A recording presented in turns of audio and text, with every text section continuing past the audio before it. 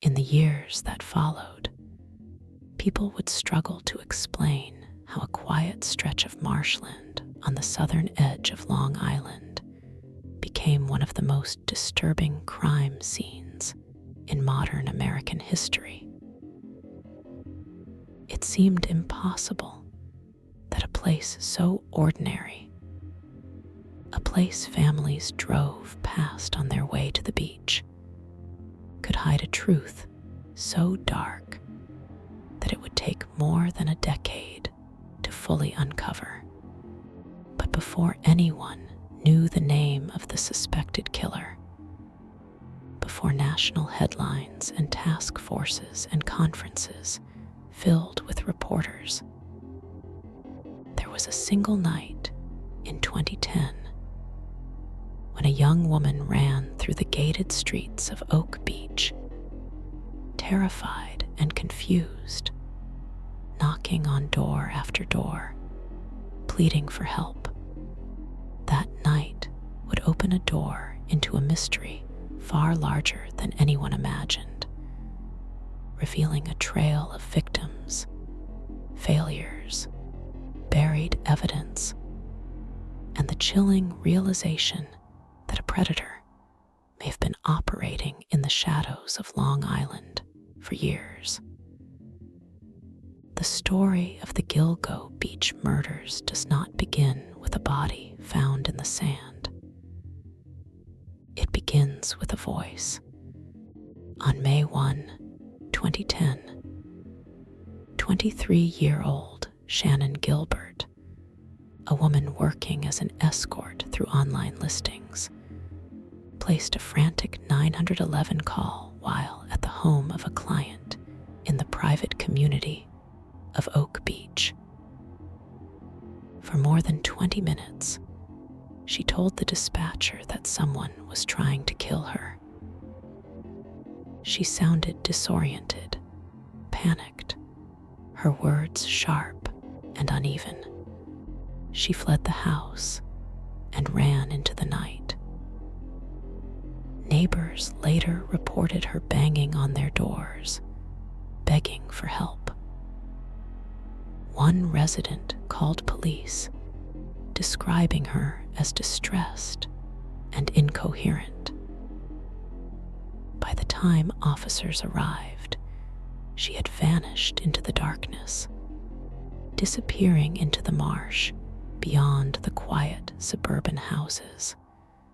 That disappearance, at first handled as an isolated missing person case, would become the accidental spark that exposed something far more terrifying. Police began looking for Shannon in the days that followed, combing the dense reeds and soggy ground near Oak Beach. They would not find her. But in December of that same year, while officers were conducting a training exercise with a K-9 unit along Ocean Parkway, the dog picked up a scent near a stretch of brush not far from Gilgo Beach. The discovery that followed would change everything. Wrapped in burlap, the remains of a young woman lay hidden in the thicket. At first, investigators believed they had found Shannon, the missing woman whose disappearance had gone unresolved for 7 months. But forensic examination revealed a different name: Melissa Bartholomew, a 24-year-old woman who had vanished the previous year.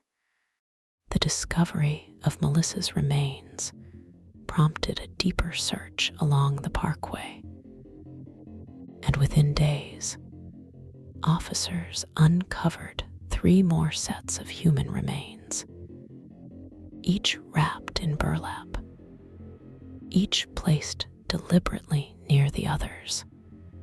The victims were identified as Maureen Brainard Barnes, Megan Waterman, and Amber Costello. All were young women who had advertised escort services online.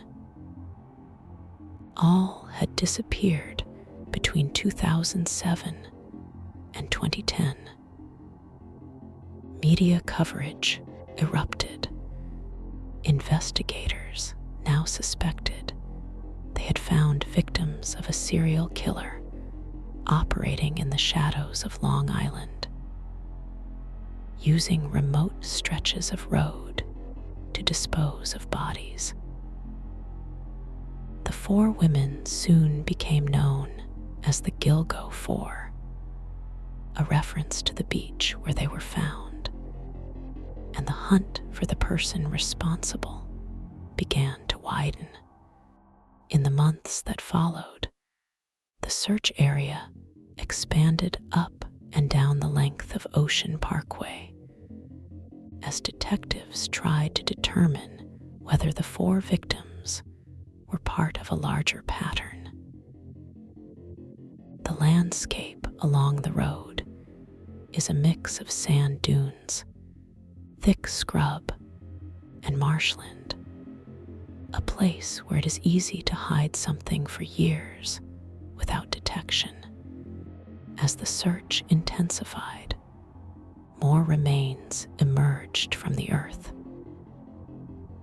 In March and April 2011, officers uncovered additional victims, some located miles from the original cluster, and others found in areas previously searched. The list of recovered remains included both partial and fully preserved skeletons, some connected to disappearances dating back nearly 15 years.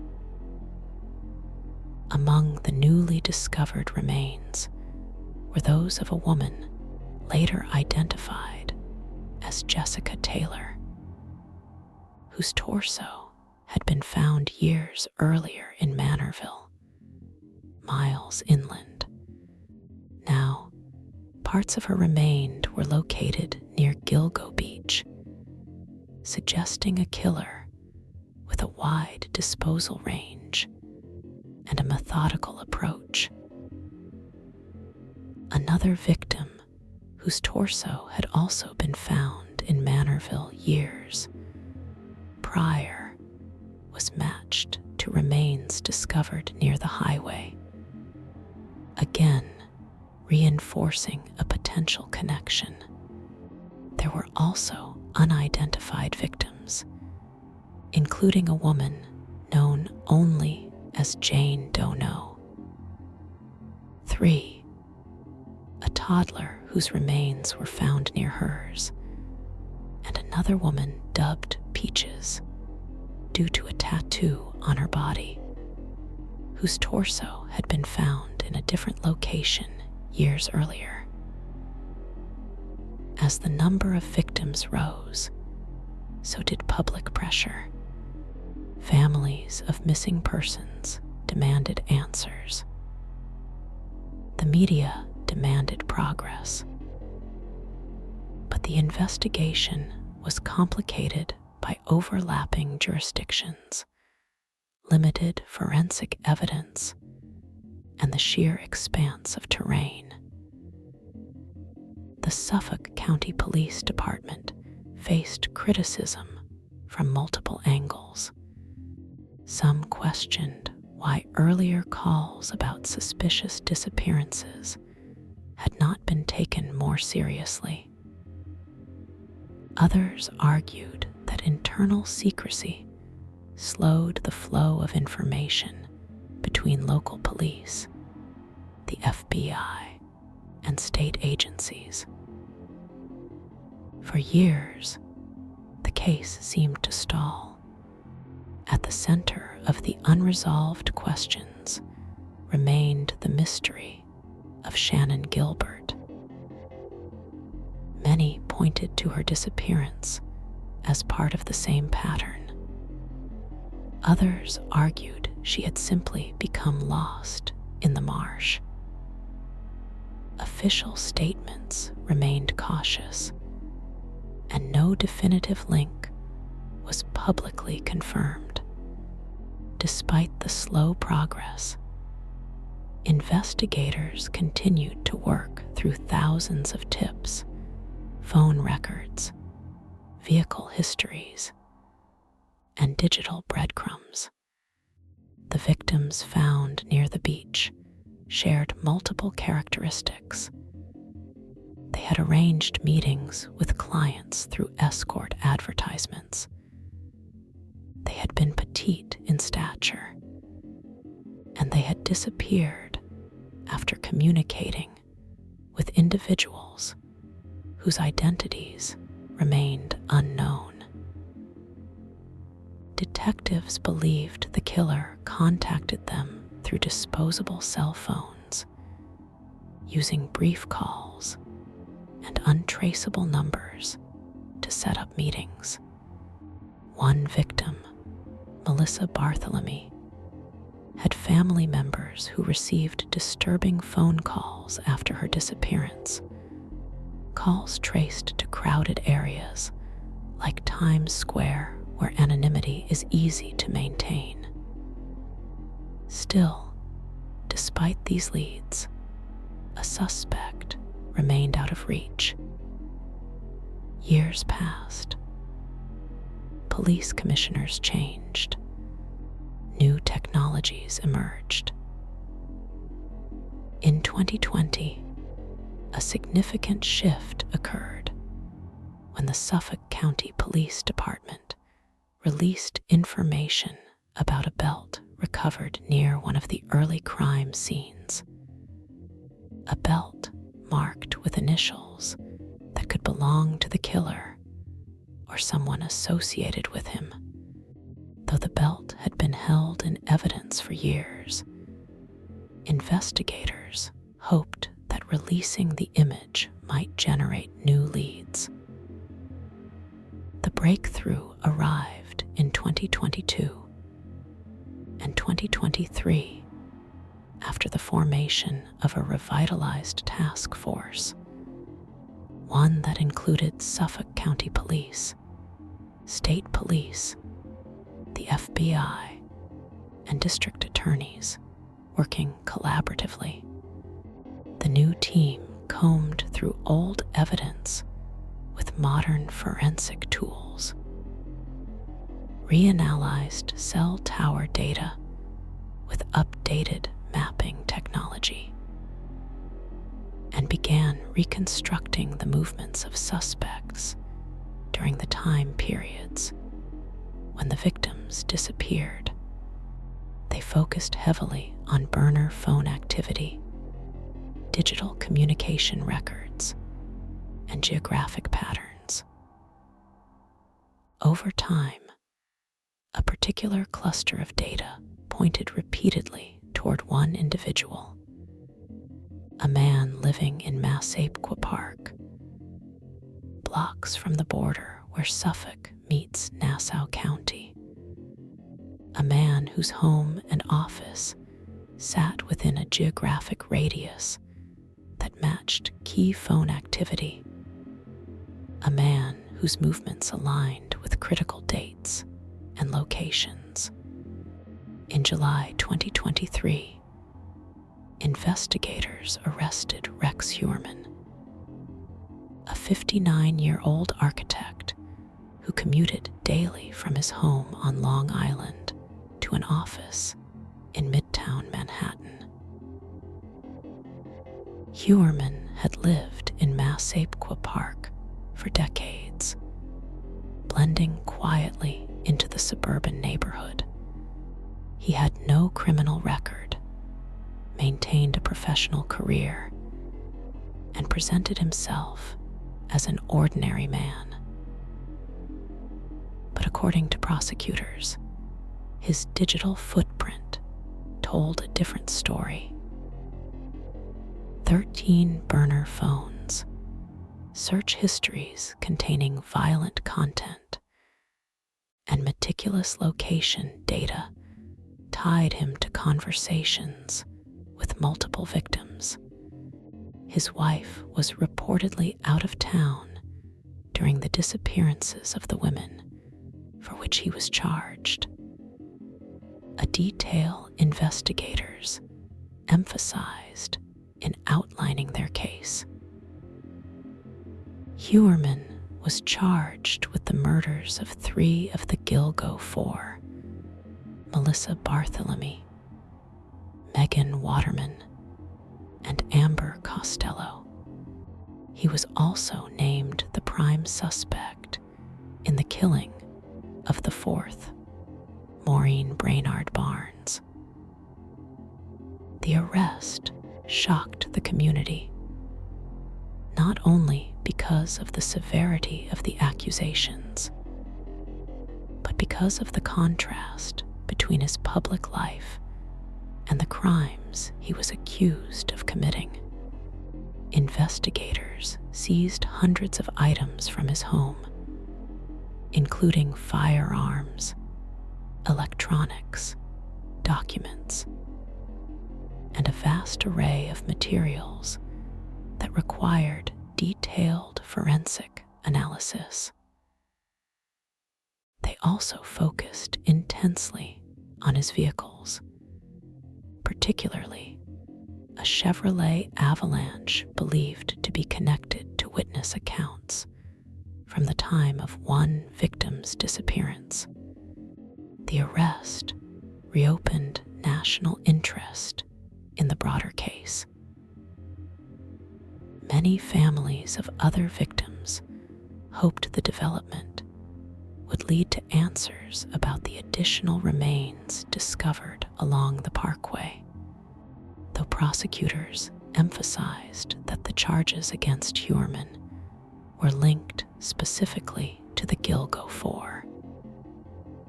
They did not rule out further developments, as forensic testing and investigative reviews continued. By 2024, new indictments extended to another victim after DNA analysis connected a hair found on burlap wrapping to Heuermann, further expanding the case against him. At the same time, the question of Shannon Gilbert remained a point of public debate. Official reports concluded her death was likely accidental, citing evidence that she had become disoriented and drowned in the marsh. Her family, however, continued to believe she was murdered, and that her disappearance was linked to the other victims. No charges were filed regarding her case, and no definitive forensic connection tied her to the suspected killer. Still, her disappearance was widely acknowledged as the event that led investigators to the bodies near Gilgo Beach, making her story inseparable from the larger narrative. As more evidence emerged, it became increasingly clear that the killer, whoever he was, had operated with deliberate care. The victims were wrapped in burlap, a material that masked scent and helped preserve remains.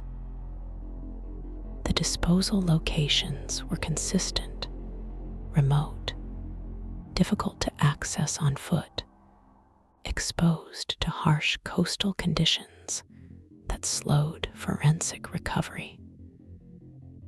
Phone records indicated the killer used temporary devices, discarding them quickly.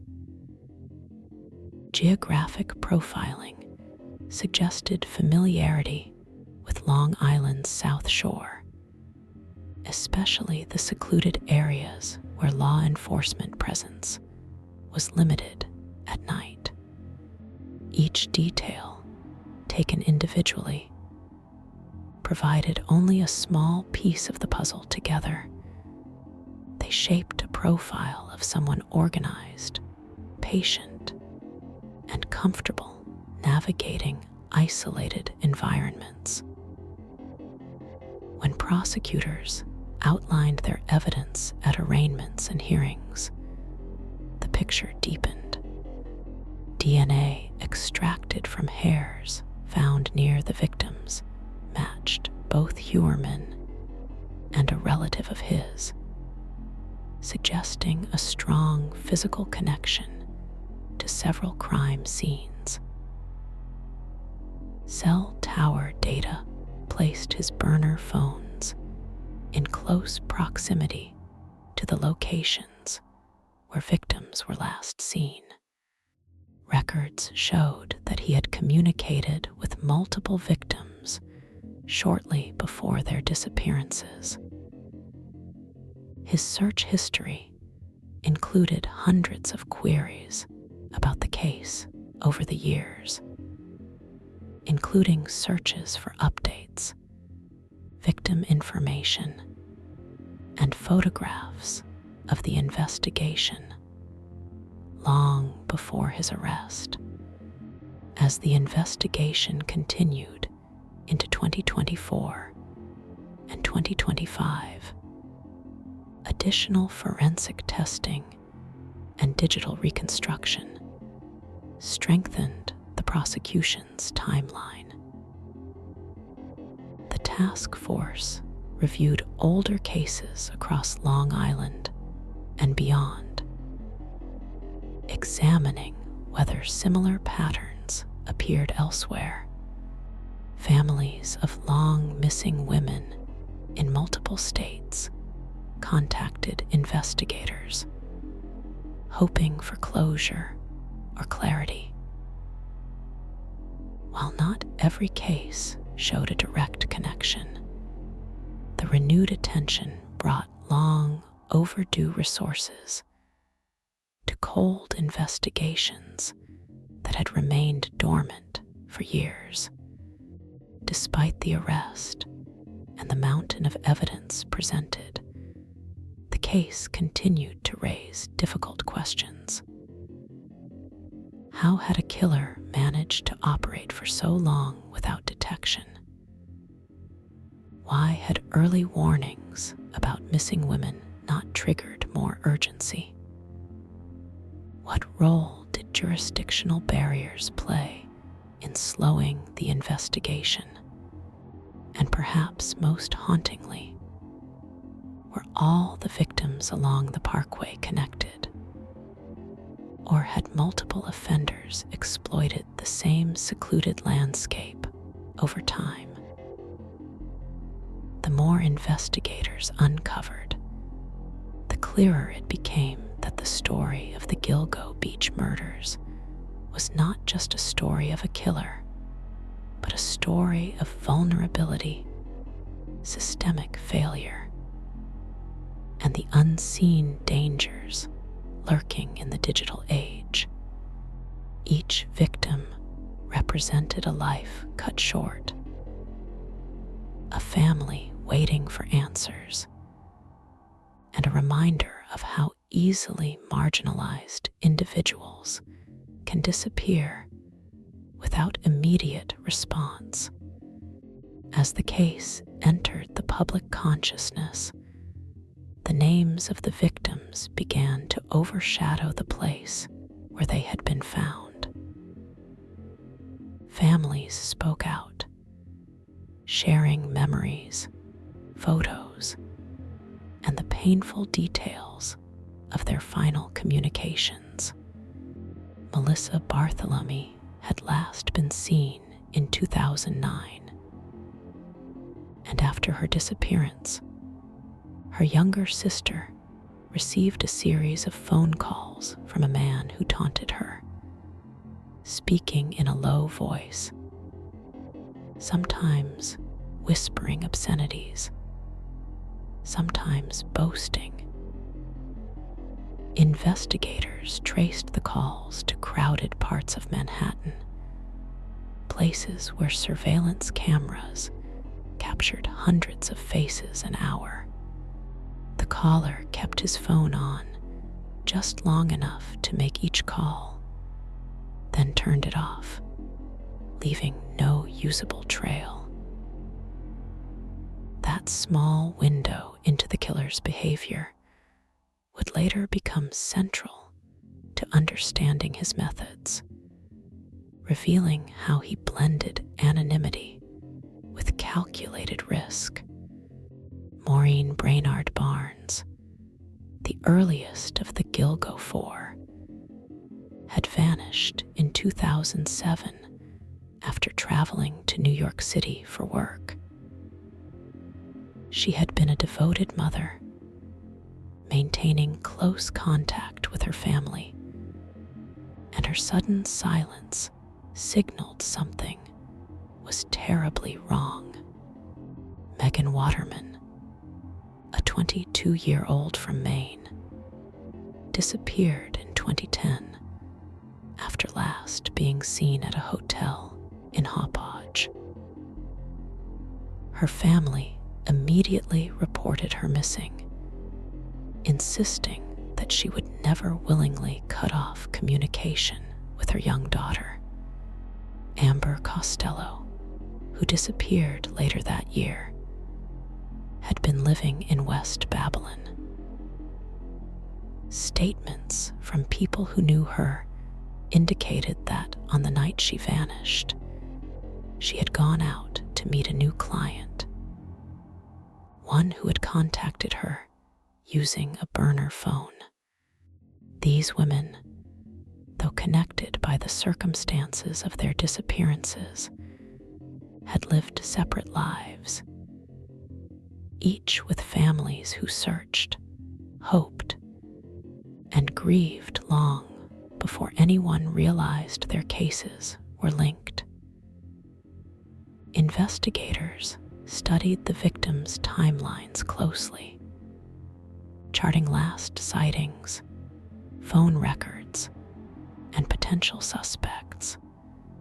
The discovery that all 4 bodies were wrapped in similar burlap material suggested a consistent method of disposal.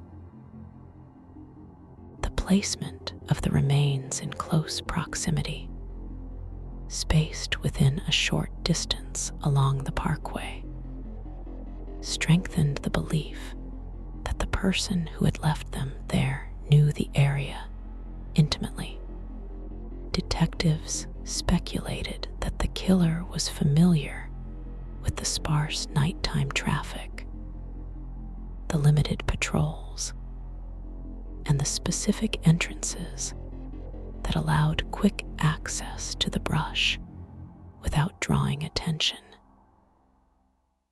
These patterns aligned with a suspect who lived or worked nearby, and who felt confident enough to return to the same area multiple times.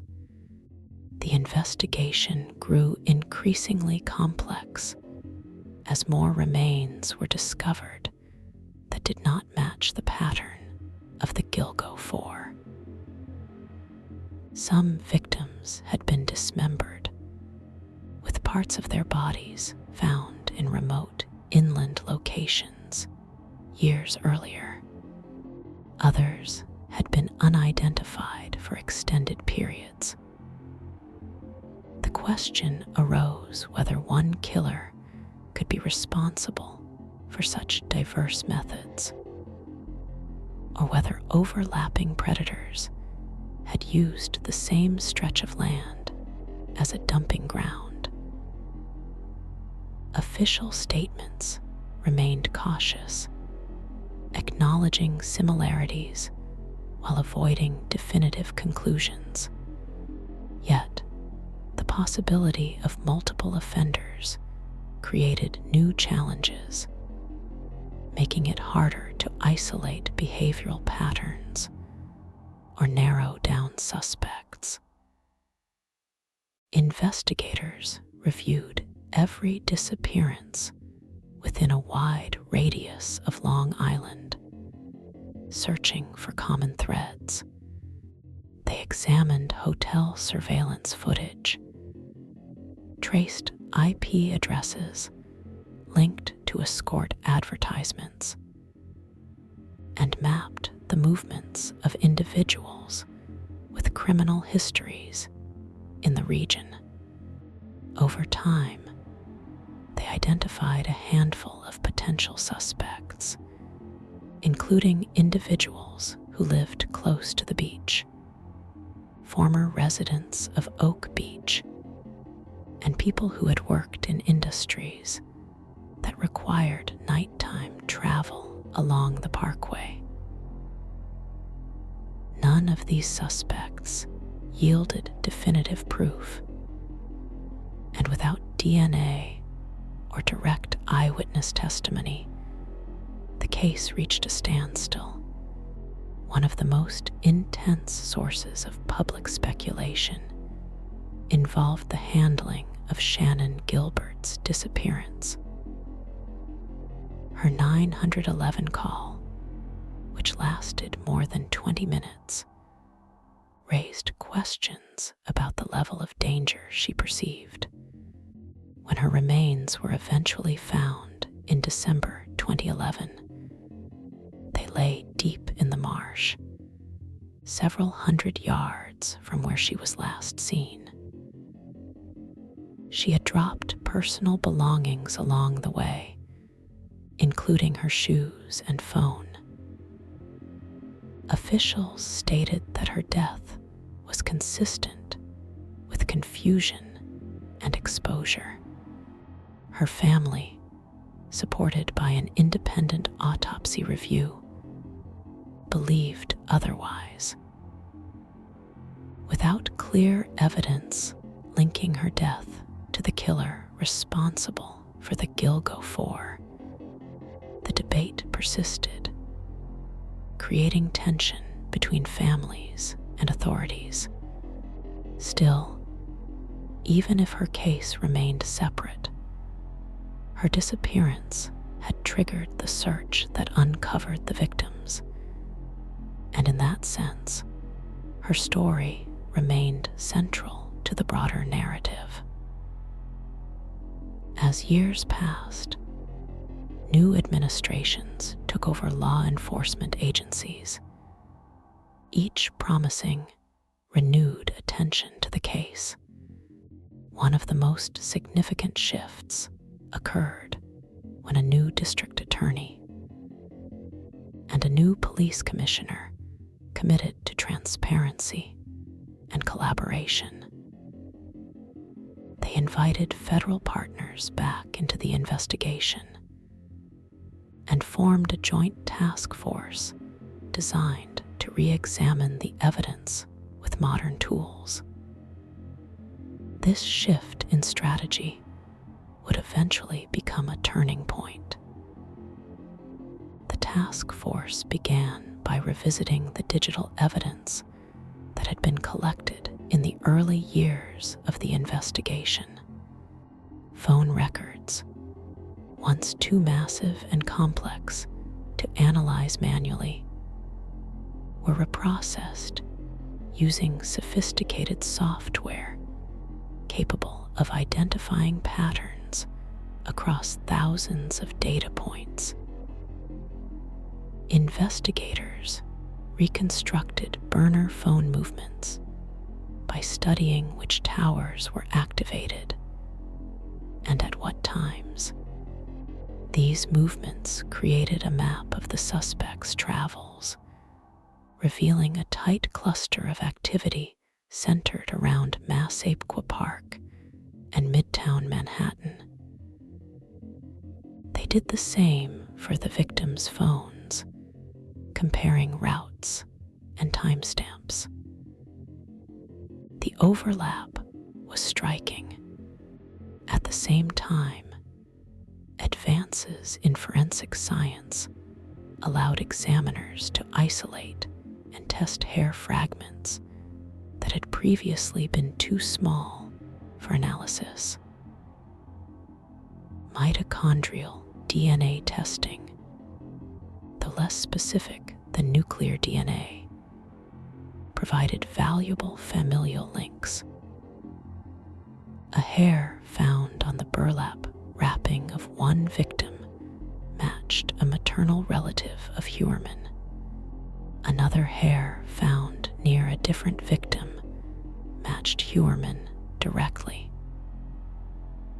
These results strengthened the case materially, providing physical evidence consistent across multiple crime scenes. Investigators also uncovered records of online activity linked to Heuermann. His internet searches included information about the victims, details about the investigation, and explicit content that supported the behavioral profile of someone fixated on violence. Prosecutors later stated that he had searched for updates about the case repeatedly in the years after the murders, including searches related to task force announcements and forensic breakthroughs.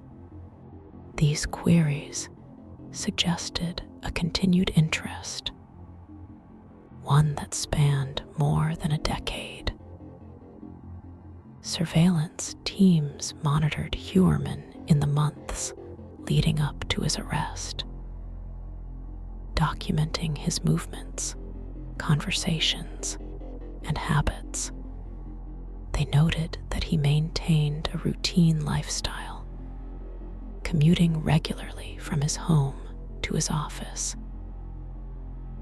He shopped at local stores, attended community meetings, and interacted with neighbors who described him as quiet and unremarkable.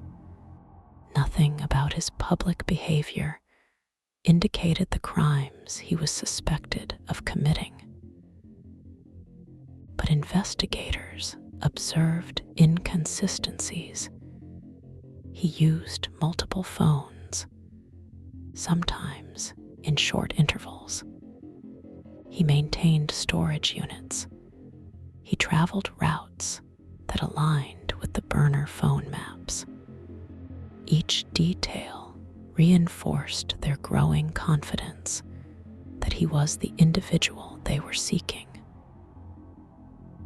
On July 13, 2023, after months of coordination, investigators arrested Heuermann near his Manhattan office.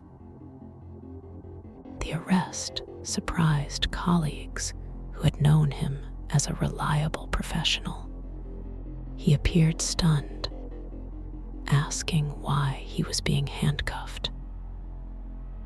The charges filed against him were severe, including 3 counts of murder for the deaths of Melissa Bartholomew, Megan Waterman, and Amber Costello.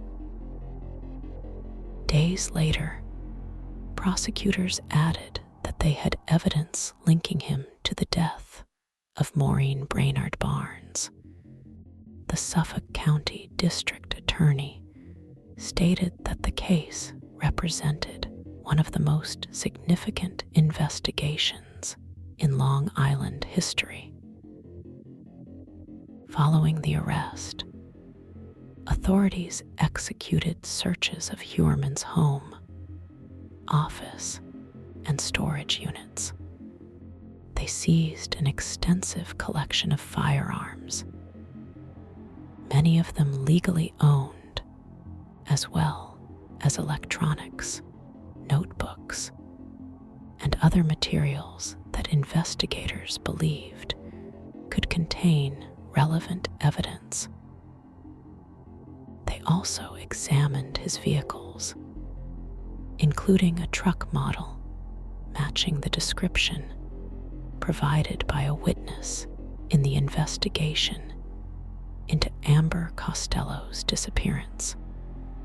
Prosecutors argued that the truck, a Chevrolet Avalanche, was a critical piece of evidence that placed Heuermann at the scene of her last known movements. The community of Massapequa Park entered a state of shock. Neighbors described seeing a basement filled with boxes and shelves, a home in disarray after the searches began. Reporters gathered outside, interviewing residents who expressed disbelief that someone accused of such crimes had lived quietly among them for years. Many wondered how someone living in such an ordinary suburban environment could be connected to bodies found miles away along a coastal road. The contrast between Heuermann's public life and the accusations against him became a central theme in media coverage. As the case progressed, prosecutors continued to analyze the seized materials. Forensic teams reviewed each item, searching for biological traces, digital files, or written records that might support the charges or reveal additional crimes. Meanwhile, investigators revisited older cases, comparing patterns and forensic results with those in the Gilgo beach investigation. Although not every case yielded a definitive connection, advancements in DNA testing created new possibilities. Families of victims from earlier cold cases followed these developments closely, hoping for answers. In 2024, prosecutors announced additional charges after laboratory results confirmed that DNA found on a victim matched Heuermann. This development broadened the scope of the case and indicated that the investigation was still active. The district attorney emphasized that more evidence was being processed and that further charges were possible. The task force continued to analyze data extracted from computers, tablets, and phones seized from Heuermann's properties, seeking correlations to victims, locations, or other unresolved disappearances. The legal process moved slowly, with pretrial hearings focused on evidence admissibility, forensic methodologies, and the defense's challenges to digital and DNA analyses. Heuermann pleaded not guilty, and his attorneys argued that the evidence was circumstantial or improperly interpreted. The court filings became increasingly complex, reflecting years of investigative material condensed into a single case. Each hearing drew significant media attention, with reporters lining the courthouse steps to relay updates to a public still mesmerized by the unfolding narrative. Through all of this, families of the victims remained central to the story. They attended hearings, spoke to the press, and advocated for thorough, transparent proceedings. Some expressed relief that a suspect had finally been arrested. Others remained cautious, aware that legal outcomes could be unpredictable. For them, the case was not just about forensic details or courtroom arguments. It was about the lives of their daughters, sisters, and mothers. Lives that had been reduced to evidence bags and timelines. As 2025 approached, the case continued to grow, shaped by new revelations and technological advances. Prosecutors reviewed geolocation data in even greater detail, comparing historical tower coverage maps with contemporary reconstructions to create a more accurate representation of cell activity during critical periods.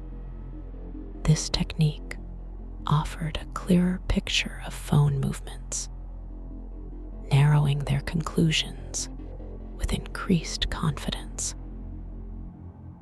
They also refined their analysis of burner phone behavior, tracking patterns across multiple devices believed to have been used by the killer.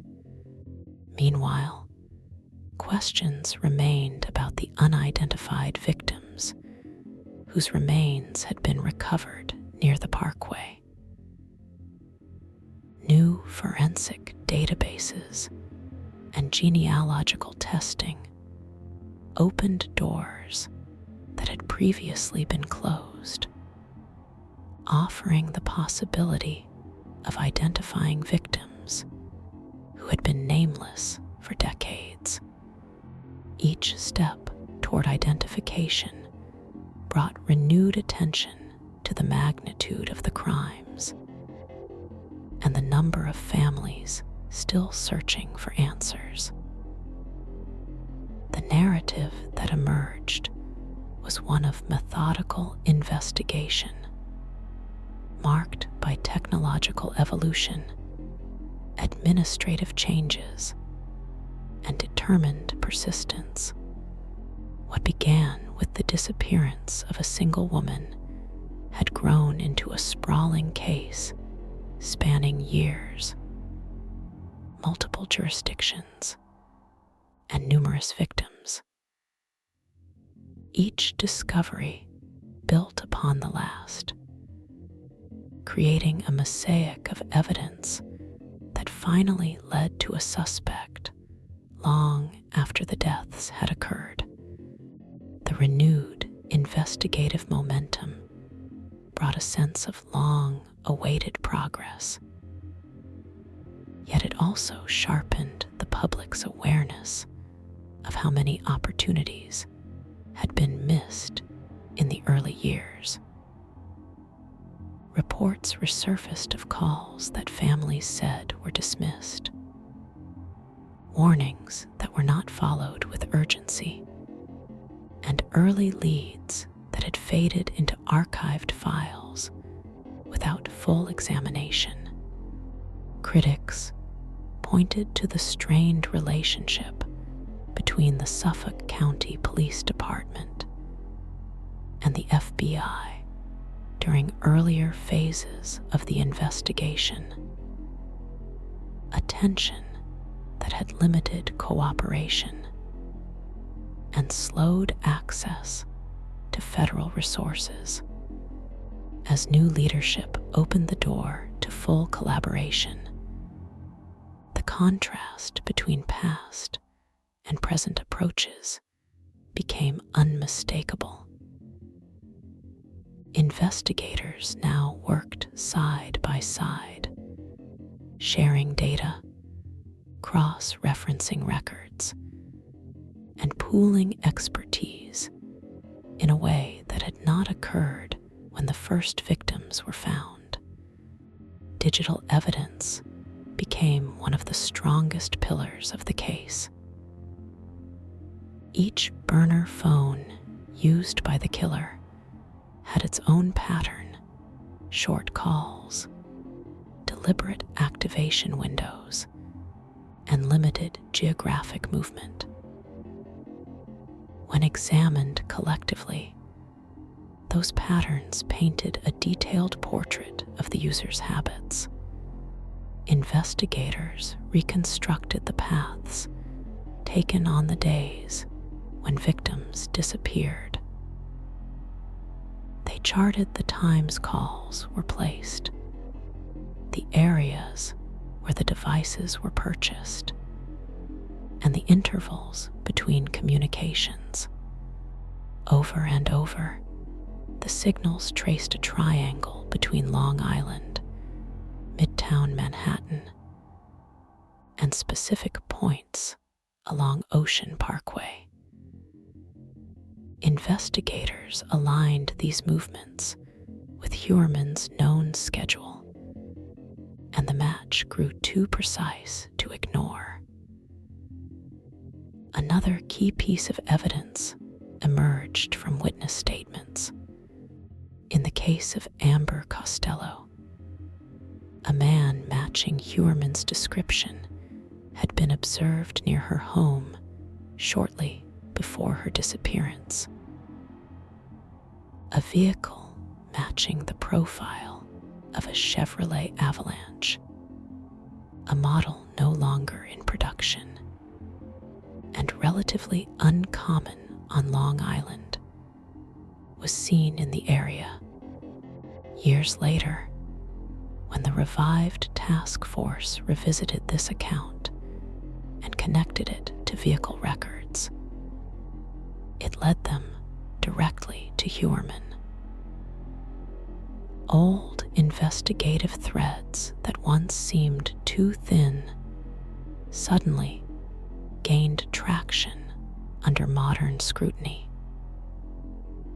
The forensic breakthroughs in 2024 further solidified the case. Traditional DNA testing had long been limited by degradation, environmental exposure, and material scarcity. But newer laboratory techniques allowed the extraction of mitochondrial DNA from hairs that had previously been unusable. These analyses connected multiple crime scene samples to Heuermann and his family line. Prosecutors took these results and integrated them into a broader evidentiary framework that included phone data, witness testimony, and digital history. Each piece reinforced the others, creating a narrative that grew increasingly difficult for the defense to dismantle. Public interest in the case intensified as news outlets documented every hearing. Court filings detailed the forensic methodologies used to tie Heuermann to the crimes. Maps submitted by prosecutors illustrated the movement patterns of the burner phones. Audio recordings of 911 calls were analyzed by experts who explained how the victims had communicated distress or confusion in their final known moments. Forensic analysts walked through the timeline of when each set of remains had likely been placed along the parkway. The cumulative effect of this transparency reshaped the public's understanding of the case, offering clarity on events that had remained murky for more than a decade. Meanwhile, investigators expanded their review of older and geographically distant cases. They analyzed reports from other regions where bodies had been found in remote areas, looking for parallels in victim profiles, disposal methods, and communication patterns. Although not every case produced a meaningful lead, several were flagged for deeper review based on similarities. This aspect of the investigation remained ongoing, supported by the new forensic tools and digital datasets that had not existed when those earlier cases were first examined. As investigators worked outward, families of the unidentified victims found on or near Ocean Parkway held onto the hope that forensic genealogy might finally reveal their loved ones' identities. This method, which compares DNA samples to large databases containing genetic information submitted for ancestry research, had already solved several high-profile cold cases across the country. Applying it to the victims near Gilgo Beach required careful adherence to legal protocols, but it offered the possibility of resolving decades-old mysteries. Each successful identification brought renewed attention to the complexity of the case and the number of lives affected by it. Throughout this period, the question of method was central to understanding the killer's behavior. The fact that some victims were wrapped in burlap while others were dismembered and scattered suggested either an evolution in the killer's methods or the presence of multiple offenders. Investigators continued to analyze these differences, comparing possible timelines and logistical patterns. While prosecutors stated they believed Heuermann was responsible for the Gilgo 4 and additional victims tied to forensic evidence, other remains recovered along the parkway did not yet have definitive links to him. The task force acknowledged that multiple offenders operating independently across different time periods remained a possibility. Still, the arrest of a primary suspect in several of the killings represented a critical step toward resolving the greater mystery. As the legal proceedings against Heuermann advanced, the courtroom became a focal point for the community. Journalists documented his demeanor, noting whether he appeared confused, frustrated, or indifferent. Legal analysts reviewed each motion filed by his defense team, which challenged everything from the DNA collection methods to the interpretation of cell tower data. Prosecutors responded with detailed affidavits explaining how modern geolocation analysis provided far greater precision than earlier techniques. They described the triangulation of signals, the mapping of movement patterns, and the consistency of the data across multiple independent sources. These filings added layers of technical detail that informed the public's understanding of why investigators believed they had the right suspect. In parallel, the task force continued its forensic review of evidence seized from Heuermann's home and office. They analyzed hard drives, examined digital storage devices, and reviewed online accounts connected to his name or IP addresses. Search histories revealed a long-standing interest in the case, including frequent queries about updates, new evidence, and investigative press conferences. Prosecutors argued that this demonstrated an awareness of the investigation and a desire to monitor its progress. Defense attorneys countered that public curiosity did not equate to guilt.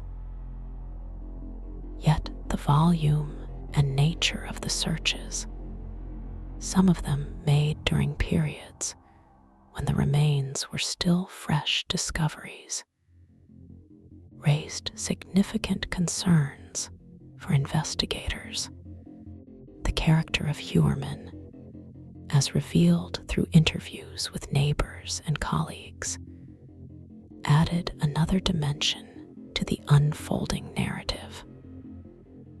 Some described him as quiet and reserved, someone who kept to himself but never created conflict.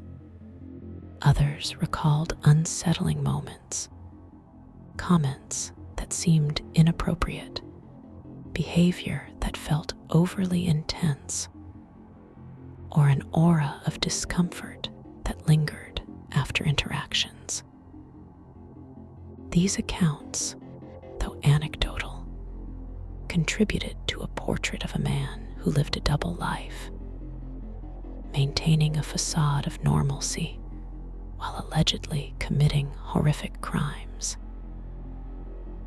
As 2025 progressed, the case continued to build.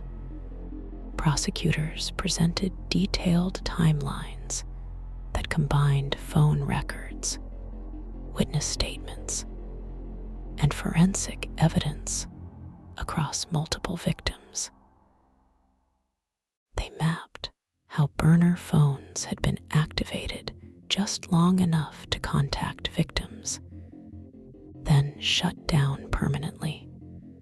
They highlighted how one phone used to contact a victim connected briefly to a tower located near Heuermann's home during a time when he was known to be present.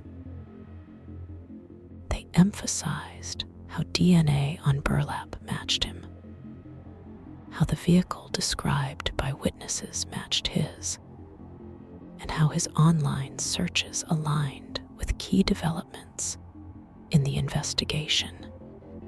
Meanwhile, civil suits filed by some victims' families brought additional scrutiny to law enforcement practices. These filings sought answers about mistakes made during the early years of the investigation, delays in responding to families' concerns, and the lack of urgency shown when the victims first disappeared. While these legal actions were separate from the criminal case, they contributed to a broader reckoning with institutional failures that had allowed the crimes to go undetected for so long. New York State officials emphasized that changes had already been made, improved communication among agencies, increased use of technology, and updated protocols for handling missing person cases. These reforms aimed to prevent similar failures in the future. For the families of the victims, however, these changes could not undo the years of uncertainty they had endured. Their loved ones remained gone, their memories preserved through photographs, personal belongings and the stories shared during public vigils. The broader community followed the case not only for its shocking details, but because it exposed vulnerabilities in the digital age. The victims had used online platforms to advertise their services, creating paper trails that predators could exploit. Investigators learned that burner phones, prepaid cards, and anonymous accounts could be used to orchestrate disappearances without leaving obvious clues. The killer had taken advantage of these tools, relying on temporary devices and brief communication windows that made early detection nearly impossible. This aspect of the case spurred renewed conversations about digital safety, the protection of vulnerable individuals, and the responsibilities of platforms hosting such advertisements.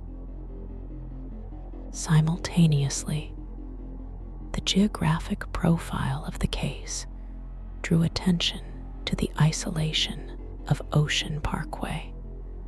The road stretches for miles with limited lighting, expansive dunes, and few structures. At night, its darkness is punctuated only by the faint glow of headlights. It is a place where someone familiar with the terrain could operate unseen, confident that discovery was unlikely. Investigators believed this knowledge was not incidental. The killer understood the landscape deeply, selecting it deliberately as a disposal site. That choice suggested long-term familiarity with Long Island's coastal environment, supporting the theory that the killer lived or worked nearby. The ongoing forensic analysis of items seized from Heuermann's home continued to generate leads. Among the vast array of objects collected were materials that required careful handling: paper files, hard drives, personal items, and other artifacts that could contain traces of biological material. The sheer volume of evidence required months of cataloging, testing, and comparison. Each item represented a potential connection to a victim, a location, or a moment in the timeline of the crimes.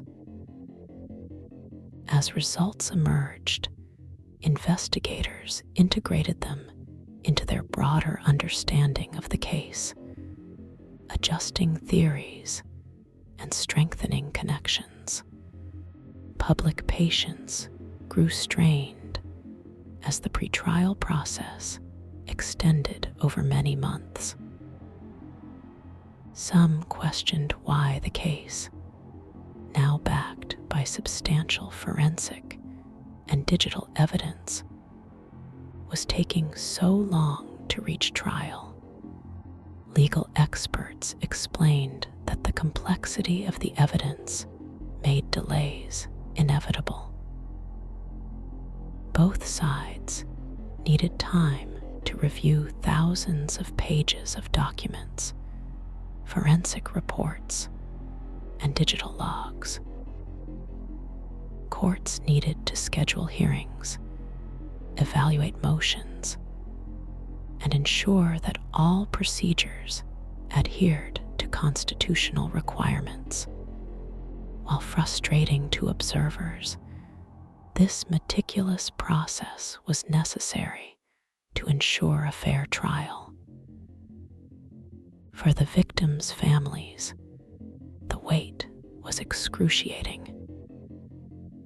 They attended court dates, listened to legal arguments, and relived painful memories as new evidence was presented.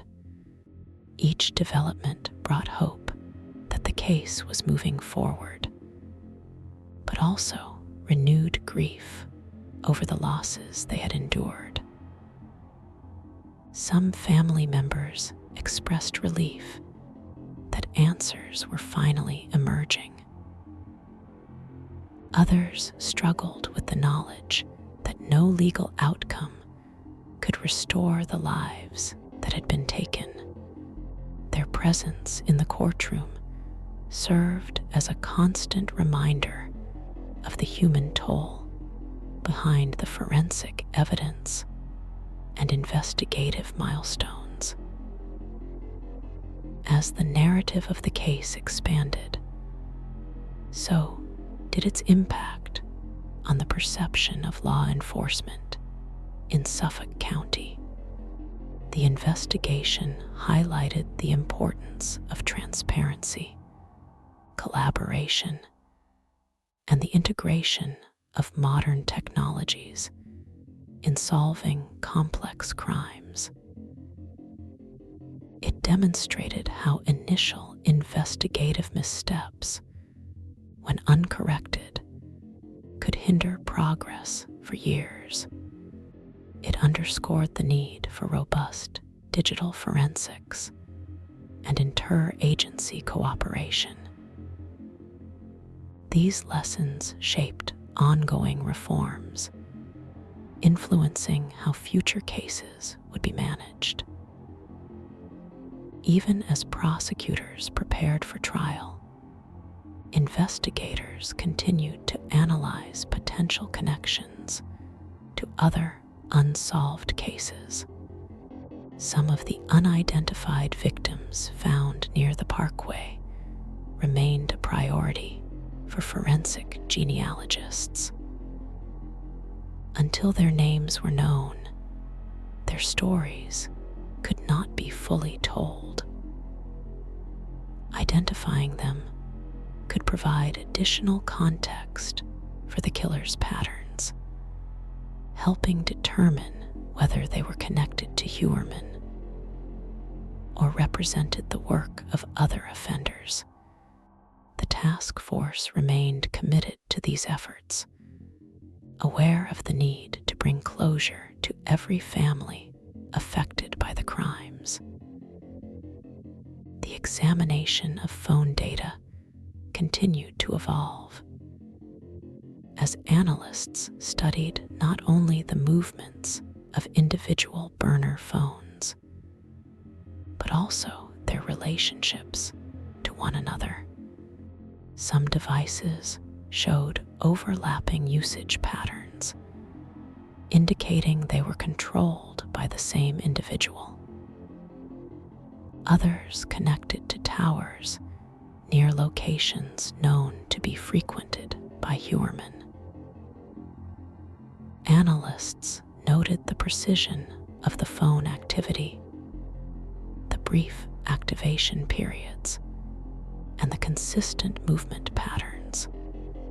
These details added weight to the prosecution's argument that the same individual used multiple phones to contact victims while avoiding detection. As the case approached its next phase, the enormity of the investigation became increasingly clear. What had begun as a missing person search in a quiet, gated community had now grown into a sprawling examination of violence, secrecy, and forensic reconstruction. The victims' stories, once overshadowed by uncertainty, had become central to the public narrative. Their names were spoken not as statistics, but as individuals whose lives had meaning and whose families had waited years for answers. The effort to contextualize the victims' lives became a significant part of the public discourse surrounding the case. Advocates emphasized that they were more than entries on missing person posters or hyperlinks in digital advertisements. They were daughters, sisters, friends, and mothers whose lives had been drastically reduced in public conversation to the circumstances of their disappearances. Organizations that supported vulnerable communities spoke about the structural issues that made certain individuals more susceptible to exploitation. They highlighted economic hardship, lack of institutional support, and the dangers that could arise from reliance on online platforms to connect with clients. Their efforts helped reframe the narrative from one focused solely on crime to one centered on humanity and systemic reform. Within law enforcement circles, the Gilgo Beach investigation became a case study in the evolution of forensic science and digital investigation. Courses were developed around the methodologies used to analyze burner phones, a technique that combined data mapping, historical tower analysis, and behavioral profiling. Workshops detailed the complexities of investigating crimes where the offender used anonymity tools to avoid detection. Agencies across the country reviewed their missing person protocols, seeking to reduce delays that might allow critical evidence to disappear. The case became an example of how modern investigative techniques could resolve long-standing mysteries. Even when early efforts fell short, the legal proceedings against Heuermann continued to gain depth as the prosecution compiled its narrative. Prosecutors outlined the pattern of disappearances between 2007 and 2010, noting consistencies in how each victim was contacted and the digital trails left behind. They explained the significance of burlap as a disposal material, describing how its durability and scent masking properties made it useful for someone wanting to conceal remains in an outdoor environment. They detailed how DNA recovered from that fabric tied directly to the suspect.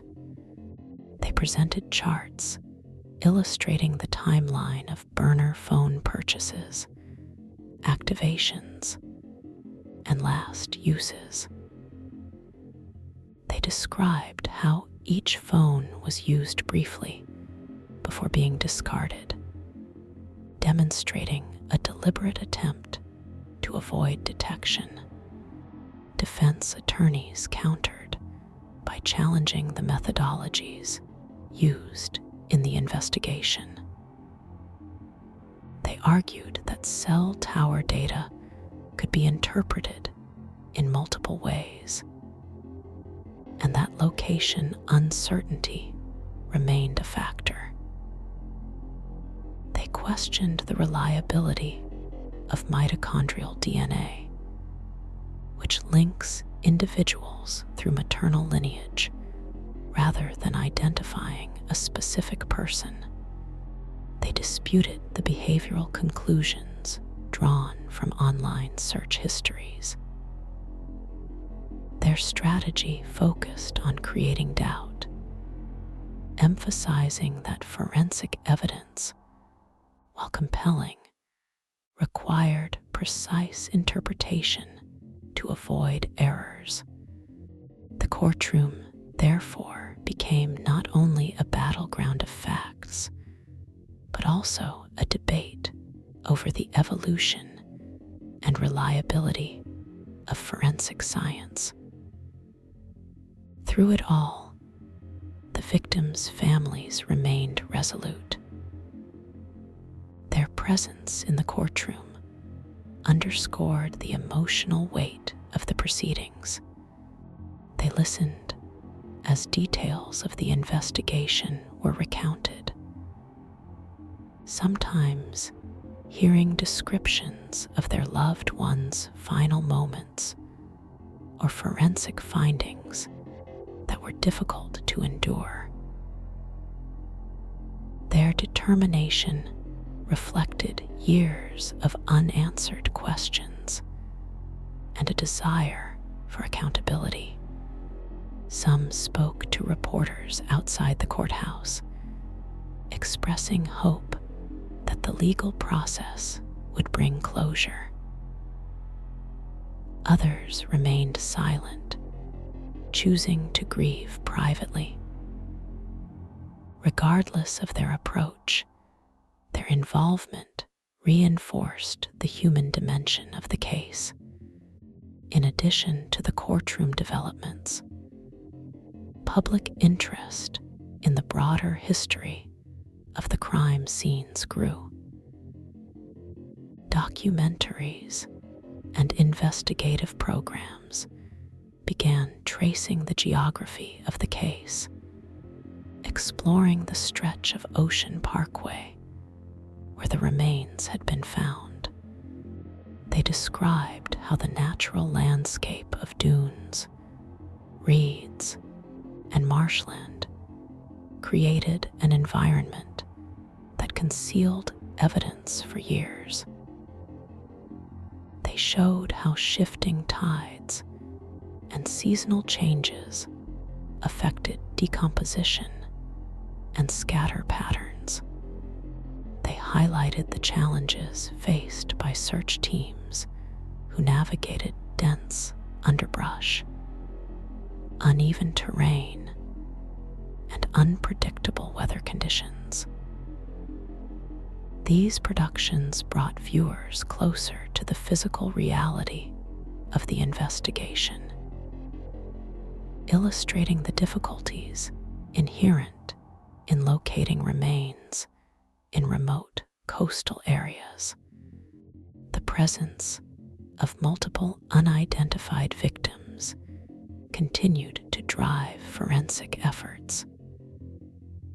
Each attempt to extract DNA from bones or soil provided another opportunity to unlock the story of someone who had been lost for years. Advances in genealogical databases allowed investigators to trace distant relatives, narrowing potential identities through family trees built from shared genetic markers. Cases once thought unsolvable began to yield new clues. Investigators communicated regularly with experts in genetic genealogy, working to identify patterns that might connect victims to families across the country. These efforts represented one of the most hopeful aspects of the evolving investigation, suggesting that even after many years, answers could still emerge. The broader societal implications of the case also came into focus. advocates and policymakers examined the vulnerabilities inherent in online sex work. They argued for improved safety measures, better support systems, and clearer pathways for those seeking to exit the industry. They pushed for reforms to missing person protocols, emphasizing that delays in filing or prioritizing cases can have life-altering consequences. The case became a focal point in discussions about how society treats individuals whose lives intersect with systemic marginalization, and how failures in response can magnify harm. Meanwhile, investigators continued to analyze whether the different clusters of victims represented different offenders. Some victims were dismembered, a method inconsistent with the burlap-wrapped bodies of the Gilgo Four. Others had been placed along the parkway years earlier, long before the primary cluster was discovered.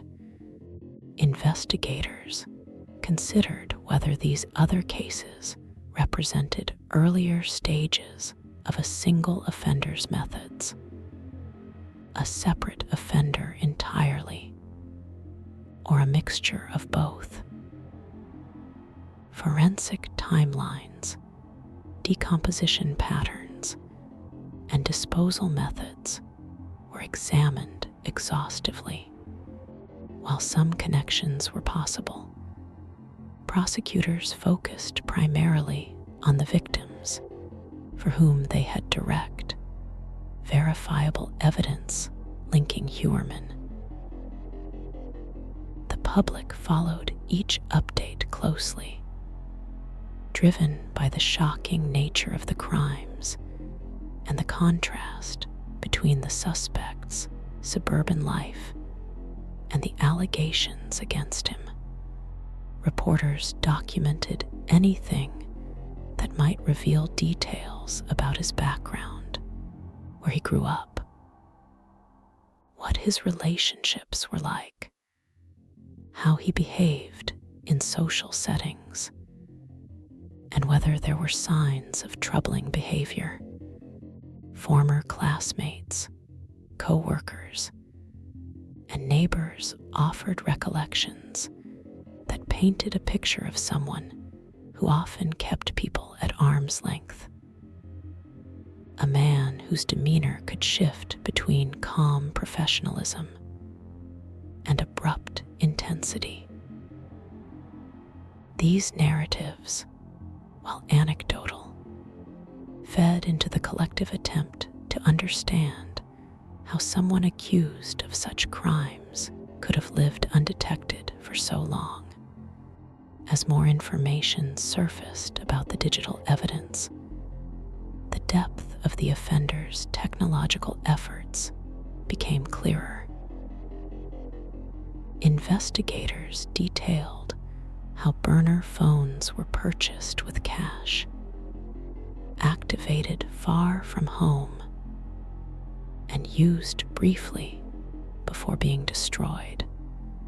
They described how online accounts were created anonymously, often through public Wi-Fi signals that offered no direct connection to a specific individual. They outlined how communication windows were deliberately short, limiting opportunities for triangulation. These tactics suggested an individual familiar with both the potential of digital tools and the methods law enforcement might use to trace them. The sophistication of these behaviors reinforced the idea of a calculating, organized offender. In 2024, prosecutors unveiled additional forensic results that strengthened the case even further. DNA recovered from a victim was found to match Heuermann's genetic profile. They also confirmed that a piece of hair discovered on burlap near a victim contained mitochondrial DNA consistent with a maternal relative of the suspect.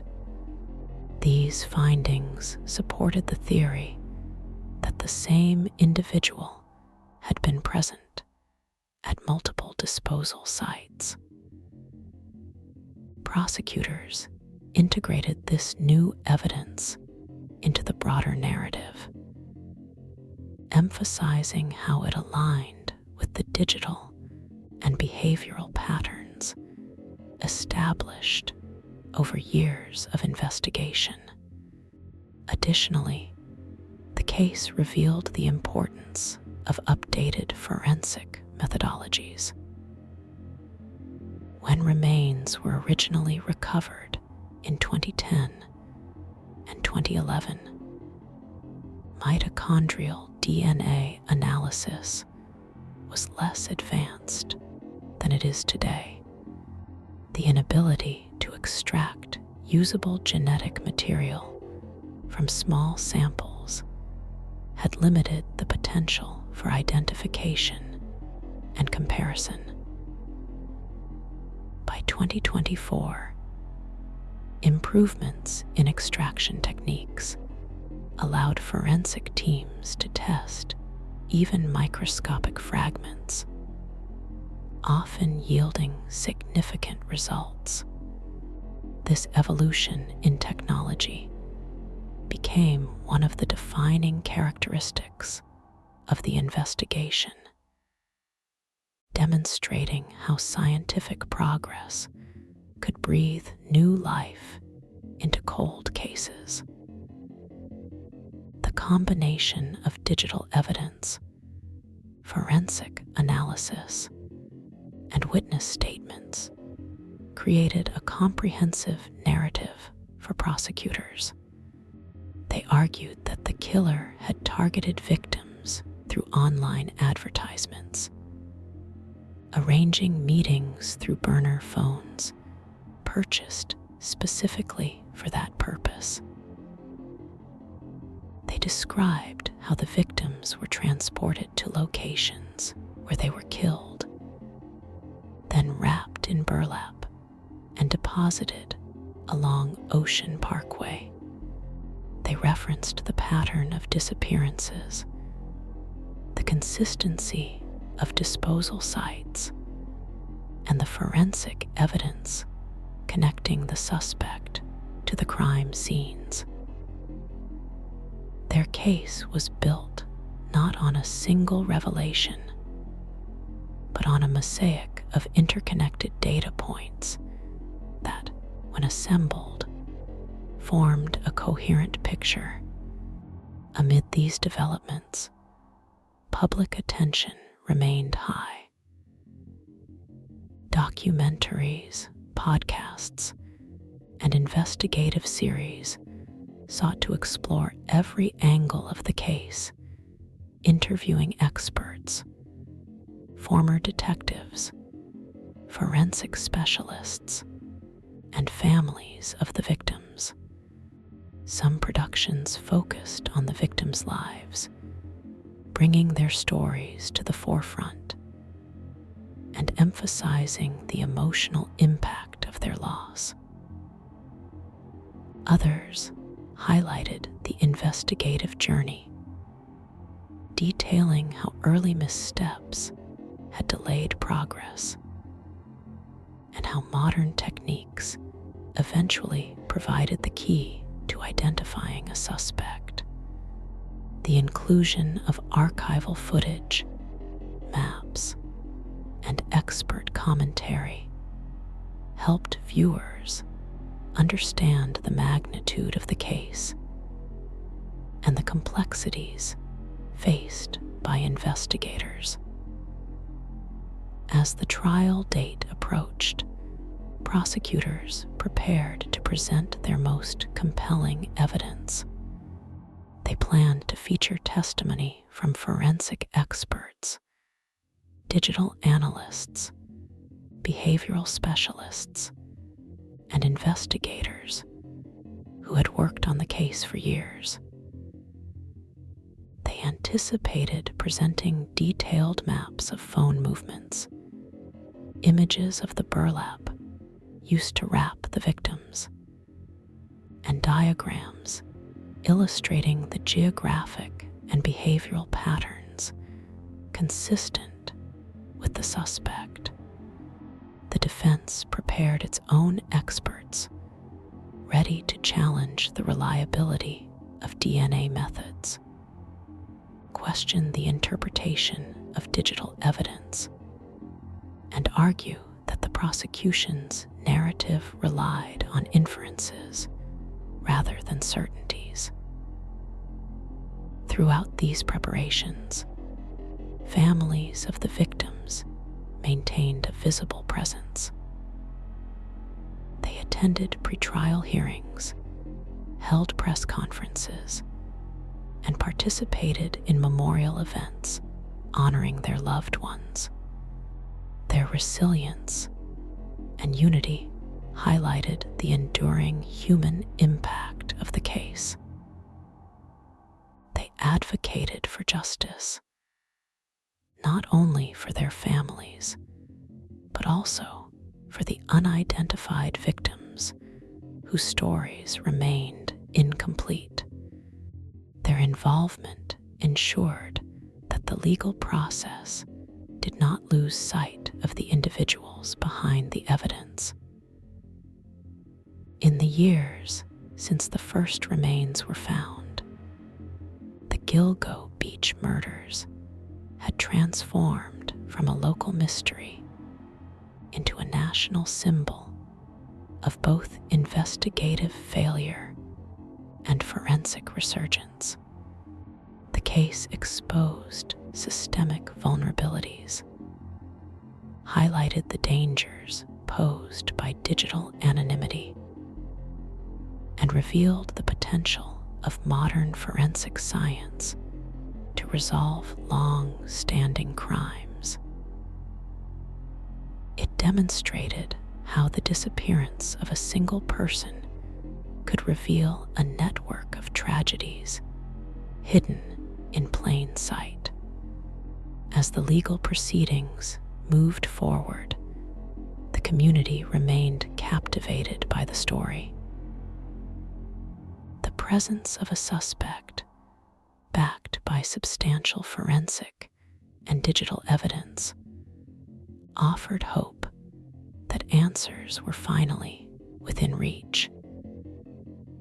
But the case also left unresolved questions. How many victims were connected to the killer? Were there additional offenders operating at different times? Were all the remains found along the parkway part of a single timeline? Or did they represent distinct crimes linked only by geography? Investigators emphasized that the case remained active. They continued to test evidence, review old files, and analyze potential leads. Advances in DNA technology, digital forensics, and collaborative investigation methods promised further progress. For the victims' families, this commitment represented a lifeline, a promise that their loved ones' stories would not be forgotten, and that truth, however delayed, would continue to emerge. The legal environment surrounding the case evolved as prosecutors refined their strategy. They prepared to present the investigation as a cumulative argument. Each piece of evidence might be subject to debate, but together they formed a pattern too consistent to ignore. Detectives who had spent years studying the case assembled detailed timelines, comparing the dates of disappearances with Heuermann's known movements and the activation of burner phones. Witnesses were prepared to describe encounters, with a man matching his description near areas connected to victims' last known locations. Behavioral experts were selected to explain how the consistency of certain actions, such as the choice of disposal site and the repeated use of burlap, indicated a signature common among serial offenders.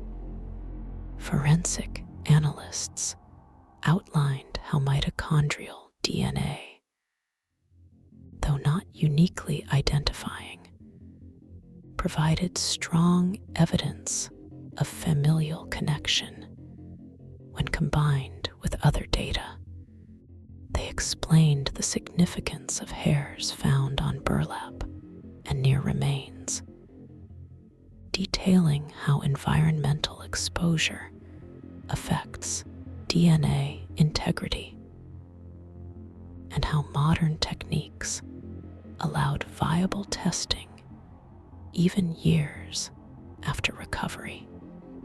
They emphasized that DNA evidence alone was not the foundation of the case, but rather a critical support structure within a larger evidentiary framework.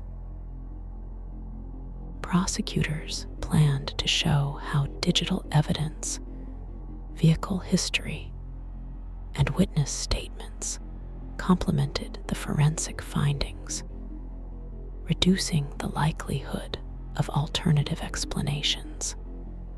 Meanwhile, the defense focused on discrediting the precision of the prosecution's forensic conclusions. They argued that mitochondrial DNA could implicate multiple individuals within a family line, challenging the assumption that the suspect was the only possible contributor. They questioned the methods used to extract DNA from degraded samples, suggesting the potential for contamination or misinterpretation. They contended that cell tower data, while helpful, could be imprecise due to variables such as tower congestion, signal bounce, and environmental interference. Their strategy centered on highlighting uncertainty, suggesting that the prosecution's case relied on an accumulation of inferences rather than definitive proof. As the courtroom prepared for the influx of expert testimony, the public followed each development with close attention. The introduction of forensic genealogy into the public narrative reshaped perceptions of how cold cases could be solved. The ability to identify distant relatives through shared genetic markers offered new hope to families whose loved ones had been missing for years. In some instances, investigators received calls from individuals who recognized the facial reconstruction images released to the public. These leads, while not always fruitful, underscored the importance of community involvement in the search for answers. At the same time, search teams revisited areas near Ocean Parkway to ensure that no additional remains had been overlooked. Advances in ground penetrating radar, drone surveillance, and soil analysis allowed investigators to conduct more thorough searches than had been possible in the early years of the case. Though no new remains were discovered during these later searches, the effort reinforced the commitment to leaving no stone unturned. Each search served as a reminder of the vastness of the landscape and the possibility that earlier efforts might have missed critical evidence. The geography of the case continued to play a significant role in understanding how the crimes were committed. Ocean Parkway is a coastal road that runs parallel to the beach, bordered on one side by dunes and on the other by marshland. The terrain is rugged and the vegetation dense. At night, the area is largely deserted, with limited street lighting and minimal traffic. Investigators believed that the killer had used this darkness to his advantage, approaching the area at times when discovery was unlikely. The proximity of the disposal site to the road indicated that the killer was familiar with how quickly he could stop, move into the brush, and return to his vehicle without being noticed. The remains of the Gilgo 4 were found relatively close to the road, suggesting that the killer operated quickly and efficiently. These locations were consistent with someone who understood the terrain well enough to identify areas shielded from casual view, but still accessible without risk of becoming lost or stuck in the marsh. Investigators believed that this familiarity implied either a long-time resident of the area or someone whose profession required regular travel along the parkway. This geographic profile supported the focus on individuals living in nearby communities such as Massapequa Park, Amityville, and Babylon. As the prosecution prepared its case, investigators continued to analyze the digital footprint associated with burner phones used to contact the victims.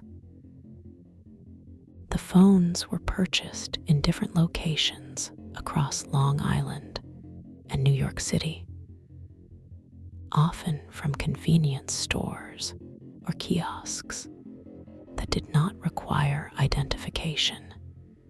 The purchases were made with cash, limiting the ability to trace them back to a specific individual.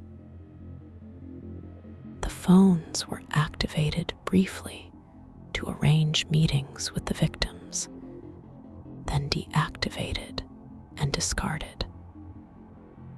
Some phones were used in areas near Heuermann's home. Others were activated or turned off near his office in Midtown Manhattan. These patterns became central to understanding how the killer operated, revealing a careful balance between anonymity and efficiency. In addition to phone activity, investigators examined email accounts, and online advertisements associated with the victims. They traced IP addresses used to access these advertisements, comparing them to public Wi-Fi hotspots in areas frequented by the suspect. They studied browser histories and online communication logs, looking for language patterns or repeated phrases that might indicate a single individual behind multiple interactions. These analyses helped investigators build a behavioral profile of the offender, identifying consistent habits that supported the prosecution's narrative. Meanwhile, the process of identifying unidentified victims continued. Forensic genealogists analyzed DNA extracted from remains and compared it to public databases, searching for distant relatives who might provide clues. Each potential match required meticulous research into family trees, migration histories, and geographic movements. In some cases, investigators contacted individuals who had submitted their DNA to consumer ancestry services, asking whether they had family members who had gone missing. While not all leads resulted in identification, each step brought investigators closer to resolving long-standing cases. The broader community watched these efforts unfold with a mix of fascination and sorrow. The discovery of so many victims along a single stretch of beach highlighted the vulnerability of isolated individuals and the dangers posed by predators who understood how to exploit system weaknesses. It also triggered conversations about the responsibilities of law enforcement agencies, the need for updated protocols, and the importance of interagency cooperation. The case became a catalyst for reform, prompting changes in how missing person reports were handled, how digital evidence was collected, and how local and federal agencies collaborated on complex investigations. Film crews, journalists, and podcasters continued to document every stage of the investigation. Some productions focused on the failures of the early years, exploring how mistrust between agencies and limited use of digital tools had slowed progress.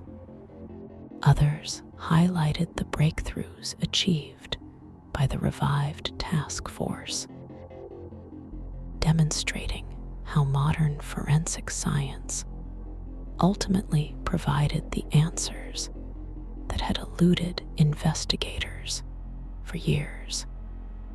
By combining interviews, archival footage, and expert analysis, these works brought the case to a global audience, ensuring that the victims' stories reached far beyond Long Island.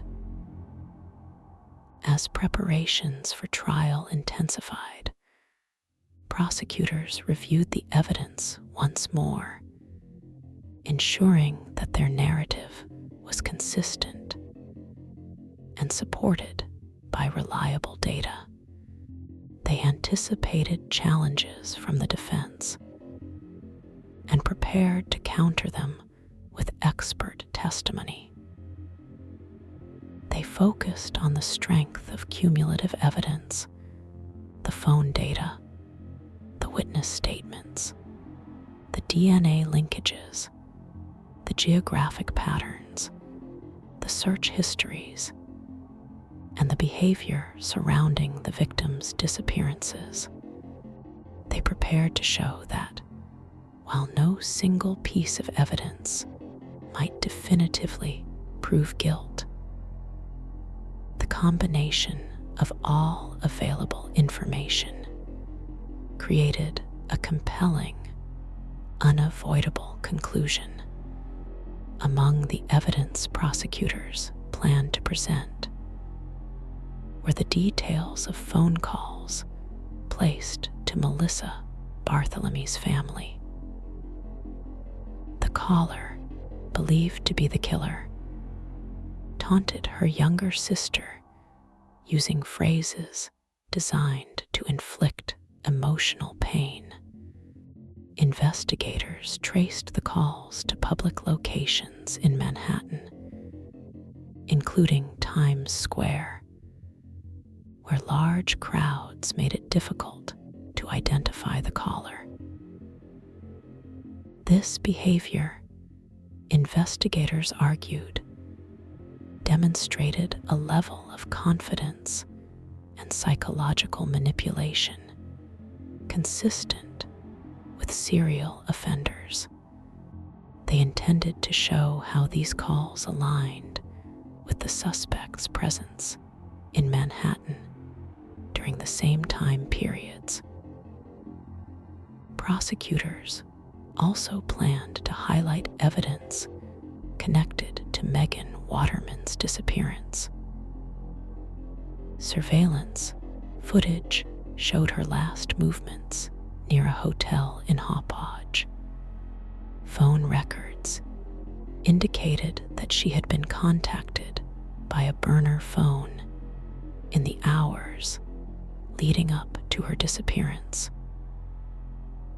Witness statements described a vehicle matching the profile of the Chevrolet Avalanche linked to the suspect. These details, when combined, created a narrative that the prosecution argued pointed directly to the suspect's involvement. In Amber Costello's case, witness accounts described a man with a distinctive physical profile who visited her home before her disappearance. The same Chevrolet Avalanche was reportedly seen in the area. Investigators used vehicle registration records to tie the suspect to that specific model and color. They argued that this connection, combined with phone data and forensic evidence, supported the conclusion that the suspect had arranged the meeting that led to her disappearance. For Maureen Brainard Barnes, prosecutors relied heavily on digital evidence showing communication patterns between her and a client using a burner phone. They demonstrated how the timeline of her disappearance aligned with the suspect's movements and how her body was found in the same area and wrapped in similar material as the other victims linked to the suspect. They emphasized the consistency of the killer's methods across the 4 victims, arguing that the patterns reflected deliberate and repeated behavior. As the trial neared, the public awaited the unfolding of one of the most significant criminal cases in modern American history. The combination of forensic advancements, digital reconstruction, and persistent investigative work had finally uncovered a suspect after years of uncertainty. The victims' families hoped that the trial would bring a sense of closure, even if it could never fully alleviate the pain of their loss. Yet, even as the prosecution prepared, investigators emphasized that the larger case remained open. Other remains found along Ocean Parkway had not yet been definitively connected to the suspect. Some victims remained unidentified. Questions lingered about whether additional offenders might have operated in the area at different times. The task force continued its work, determined to unravel every remaining thread of the case. The gravity of the story extended beyond the courtroom. It was a story about technology, about institutional reform, about the resilience of families seeking answers, and about how a quiet stretch of coastline concealed a history of violence that took years to fully uncover. It was a story of how a single disappearance revealed a hidden network of tragedies, transforming a local mystery into a national reckoning. As the case moved closer to trial, the magnitude of the investigation became even more evident in the sheer volume of evidence processed by forensic teams. Rooms filled with boxes, each meticulously labeled, held items recovered from the suspect's home, office, storage units, and vehicles. Documents, electronic devices, and personal belongings required careful review. Forensic analysts worked through thousands of images, files, and records, searching for clues that might support the prosecution's case or reveal additional connections. Every hard drive was cloned, every phone imaged, every piece of paper examined under specialized equipment designed to detect residue, impressions, or hidden markings. This process, though time-consuming, was essential to building an accurate and comprehensive account of the suspect's activities over many years. Investigators focused heavily on the suspect's digital footprint.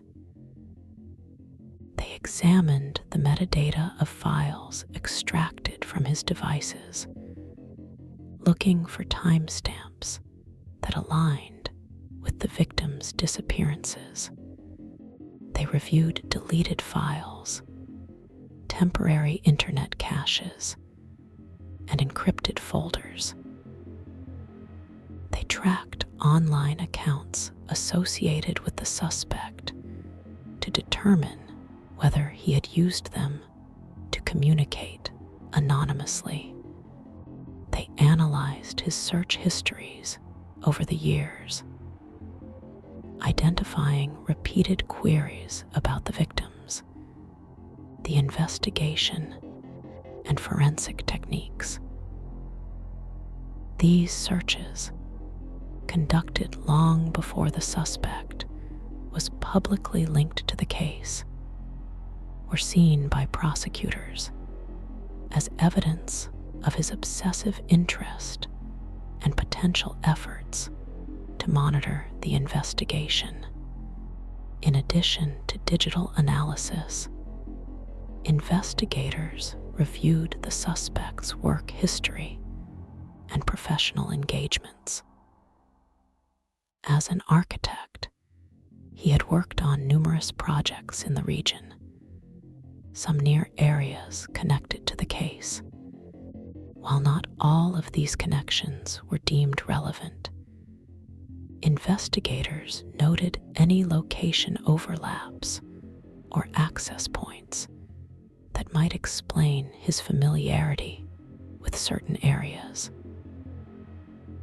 They examined travel receipts, credit card records, and bank statements, identifying patterns in his movements and financial transactions. Though he often used cash when purchasing burner phones, his other financial behaviors provided context for understanding his routines and potential alibis.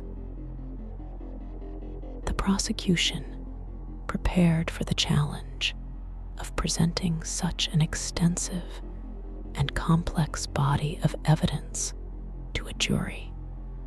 They worked to construct a clear, chronological narrative that began with the victim's disappearances and culminated in the suspect's arrest. They selected expert witnesses capable of explaining technical concepts in accessible terms. Forensic analysts would describe DNA extraction methods, genealogical mapping, and the significance of mitochondrial DNA. Digital experts would break down burner phone patterns, cell tower triangulation, and metadata analysis.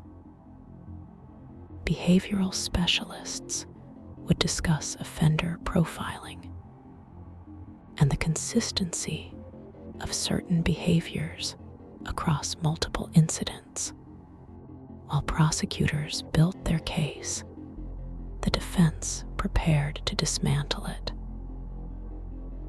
They questioned the chain of custody for key pieces of evidence, arguing that long-term storage could introduce contaminants or affect the integrity of samples. They challenged the validity of forensic genealogy, suggesting it relied too heavily on public databases not originally designed for law enforcement. They disputed the reliability of cell tower evidence, stating that tower coverage could vary based on weather, traffic, and infrastructure changes.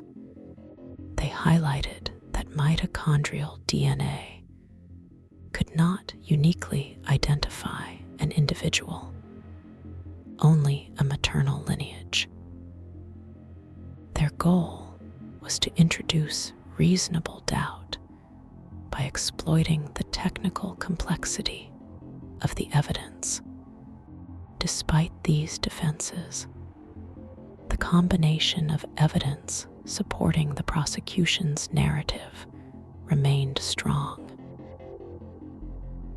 The consistency of phone patterns, the DNA findings, the witness descriptions, and the geographic connections formed a cohesive account that resonated with investigators and the public alike. Each piece of evidence supported another, reducing the likelihood that all of them could point to the same individual by coincidence. The prosecution planned to highlight this cumulative strength, emphasizing how the convergence of independent data points created a compelling case. Meanwhile, investigators continued to explore connections to unidentified victims. they revisited the cases of Jane Doe, 3 Peaches, and the toddler found near her remains. They analyzed decomposition patterns, searching for consistencies with known victims. They compared soil samples, environmental conditions, and the positioning of remains. Though definitive conclusions were still pending, ongoing forensic efforts provided renewed hope for identifying these individuals and determining whether their deaths were linked to the suspect or to separate offenders.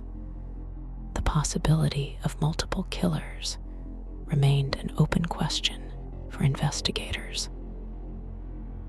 The timeline of remains discovered along Ocean Parkway spanned nearly 15 years, a period longer than the confirmed pattern associated with the suspect.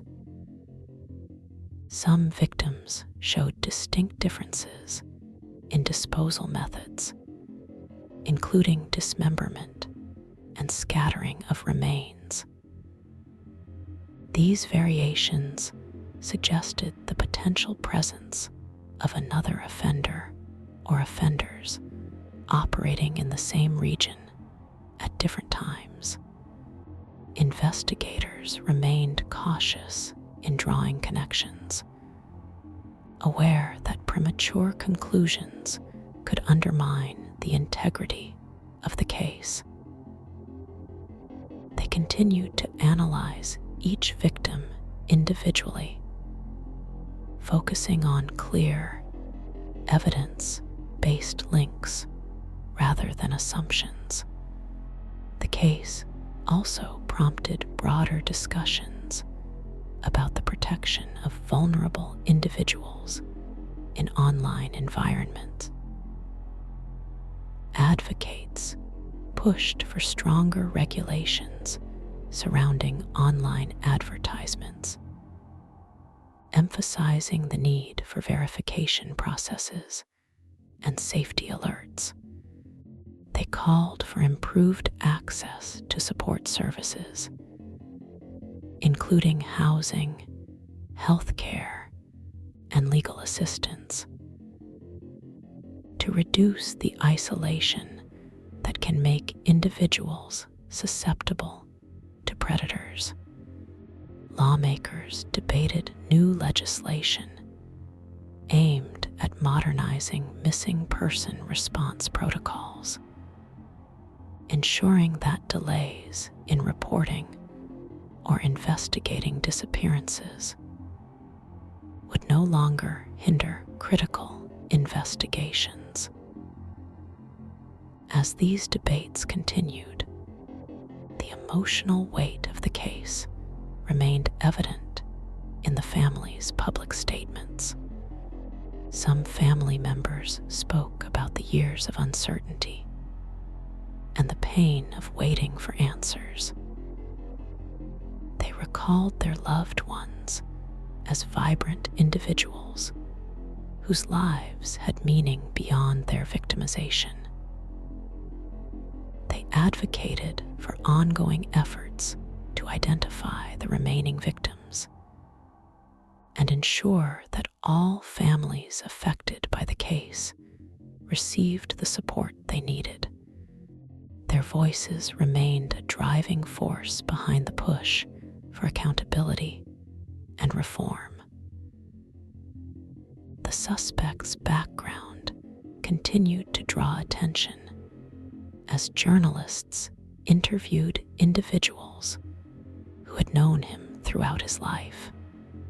Former classmates described him as introverted, while colleagues recalled interactions that ranged from pleasant to unsettling. Neighbors commented on his reserved demeanor and the state of his home, which had long appeared cluttered and disorganized. These accounts, while anecdotal, contributed to a broader understanding of how someone accused of such crimes could maintain a veneer of normalcy for so many years. The contrast between his outward life and the allegations against him became a recurring theme in media coverage. Investigators also examined the suspect's pattern of movement across Long Island and Manhattan. They identified routes he frequently traveled, including those that aligned with burner phone activity and areas where victims were last seen. They mapped his proximity to key locations, such as hotels, convenience stores, and public spaces connected to the case. These geographic analyses provided additional support for the prosecution's narrative, demonstrating how his routines intersected with the events surrounding the victims' disappearances. The psychological profile of the offender became another subject of expert analysis. Behavioral specialists highlighted patterns consistent with organized offenders. The deliberate use of burner phones, the consistent method of contacting victims, the careful disposal of remains, and the ongoing monitoring of the investigation. These behaviors suggested an individual who was meticulous, patient, and capable of compartmentalizing different aspects of his life. Experts planned to testify that such traits were common among serial offenders who maintain public personas that differ significantly from their private actions. As 2025 progressed, the prosecution continued to strengthen its case through new forensic results and digital reconstructions. They refined their timeline, adjusting it as new evidence emerged. They continued to analyze whether any additional victims could be linked to the suspect, remaining open to new discoveries while maintaining the integrity of the existing case. Their focus remained on presenting a clear and compelling narrative that honored the victims and reflected the full scope of the investigation. The public awaited the trial with anticipation, aware that the outcome would be shaped by years of investigative work and forensic advancements. Media coverage intensified, with analysts discussing potential strategies for both sides. Some emphasized the strength of the prosecution's cumulative evidence, while others noted the defense's ability to challenge the interpretation of technical data. Regardless of perspective, it was clear that the trial would become one of the most closely watched criminal proceedings in recent memory. Though the legal system moved slowly, investigators continued their work, aware that the story did not end with the suspect's arrest. They maintained open lines of communication with families of unidentified victims, updating them on forensic developments and genealogical progress. They collaborated with national databases and forensic labs to expand their search for relatives. They reviewed cold cases across multiple states, identifying those with potential connections based on victim profiles or disposal methods. Their efforts reflected a commitment to ensuring that every victim connected to the case would eventually be accounted for. The Gilgo beach murders had revealed not only the presence of a serial offender, but also the systemic challenges that allowed the crimes to go undetected for so long. The case highlighted gaps in communication, technological limitations, and the vulnerabilities of marginalized communities. It demonstrated the importance of forensic science, digital analysis, and persistent investigative work. And it showed how the disappearance of a single woman could uncover a series of tragedies that reshaped an entire community's understanding of safety and justice. As the trial drew closer, the story continued to evolve. New evidence emerged, investigations expanded, and the public remained deeply invested in the outcome. Families of the victims prepared to confront the next chapter of their long journey for answers. Their resilience and determination stood as a testament to the enduring impact of the case. They had waited years for justice, and now, at last, the possibility of resolution felt within reach. As the final stages of pretrial preparation unfolded, prosecutors compiled a comprehensive evidentiary map that connected the victims, the crime scenes, and the suspect through a network of digital, forensic, and behavioral data points. They refined their presentations, ensuring that jurors would not simply receive individual fragments of evidence, but would see how each fragment supported the larger picture. Their goal was clarity, to show that the case was not built on speculation, but on a convergence of independent sources that all pointed to the same conclusion.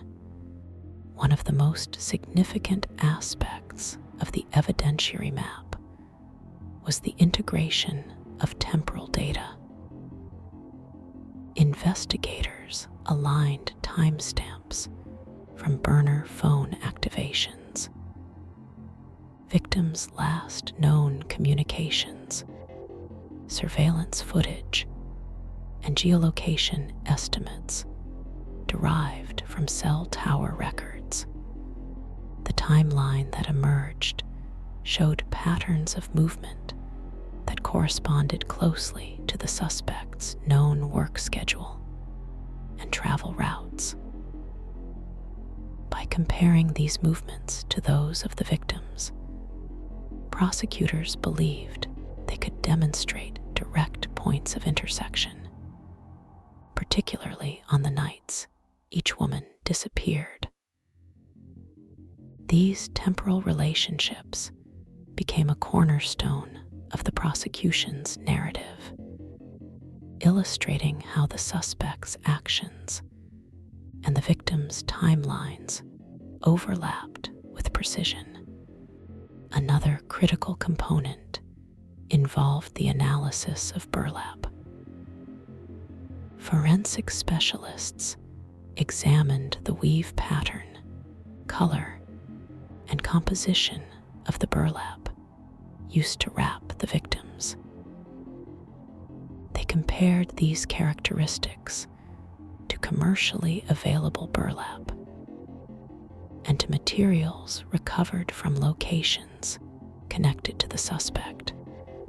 While burlap is not an uncommon material, certain details, such as the coarseness of the fibers and the stitching style, helped narrow its origin. Although not definitive on their own, these forensic insights supported the broader argument that the killer used similar materials across multiple incidents, reflecting consistency in behavior and disposal methods. Investigators also examined the positioning of the remains along Ocean Parkway. Using 3D modeling and topographical maps, they recreated the landscape as it existed during the years of the murders. They analyzed how shifting sands, vegetation growth, and water levels affected visibility and access. They noted that the locations where the Gilgo 4 were found shared several key traits: proximity to pull-off areas, concealment by brush, and distance from residential zones. These similarities suggested deliberate selection of disposal sites rather than random placement. Prosecutors intended to argue that these choices indicated familiarity with the environment and a consistent method used by the same individual. In addition to forensic and geographic evidence, investigators analyzed the behavioral patterns associated with the victim's communications. They reviewed messages sent through online platforms, noting the tone, structure, and timing of interactions. They compared these communications across multiple victims, identifying similarities in the phrases used and the cadence of messages. These linguistic consistencies suggested a single individual behind many of the interactions. Behavioral analysts argued that such patterns were indicative of an offender who repeated certain routines when arranging meetings, reflecting both confidence and ritualization. As the trial approached, the defense intensified its efforts to counter the prosecution's narrative. They filed motions to exclude certain pieces of evidence, arguing that their probative value was outweighed by potential prejudice. They challenged the admissibility of forensic genealogy, stating that it relied on databases not subject to law enforcement oversight. They questioned the reliability of cell tower analysis, pointing out that people often move through areas covered by multiple towers without leaving precise digital footprints. They emphasized the possibility that hairs found on burlap could have been transferred through secondary means, such as shared environments or accidental contact. The defense also sought to humanize the suspect, presenting him as a hardworking professional, a father, and a member of the community. They highlighted statements from colleagues who described him as diligent and reliable. They pointed to the absence of a criminal record and argued that his quiet lifestyle was inconsistent with the behavior of a serial offender. Their strategy was to contrast the prosecution's depiction of the suspect with an alternative narrative that suggested innocence, or at the very least, reasonable doubt. Despite the defense's challenges, the prosecution continued to build momentum. Their case was not dependent on a single piece of conclusive evidence, but on the alignment of multiple independent findings.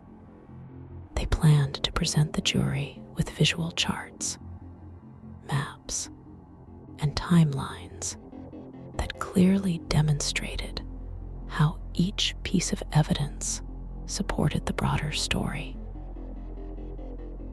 They prepared experts to explain technical concepts in straightforward terms, ensuring that the jury understood not only what the evidence showed, but why it mattered.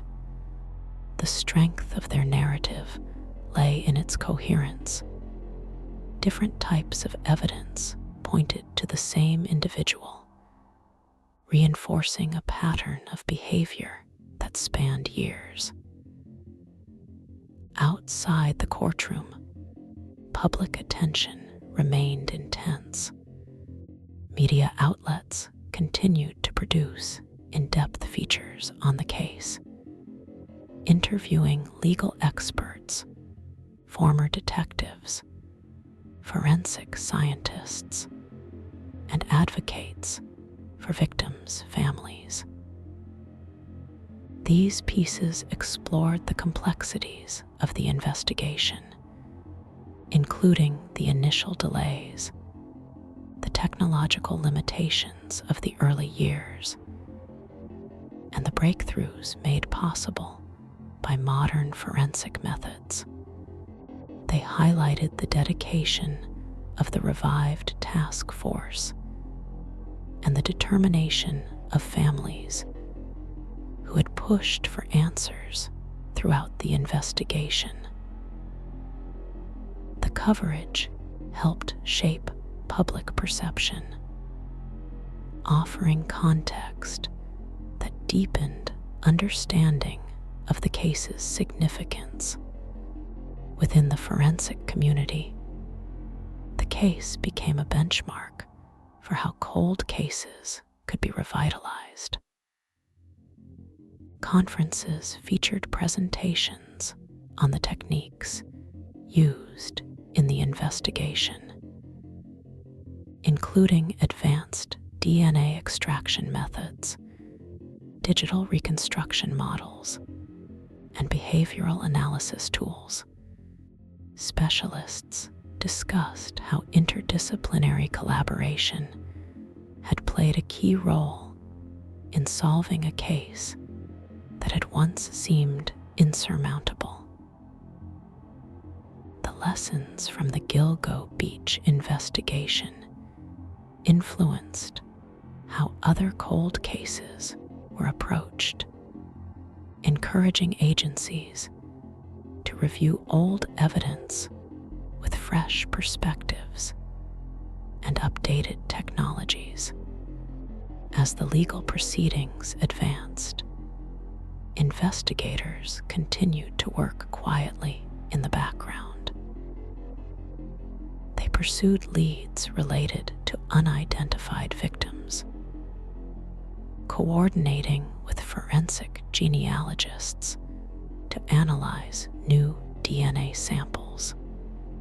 They re-examined cold cases from other states, looking for similarities in victim profiles, communication patterns, or disposal methods.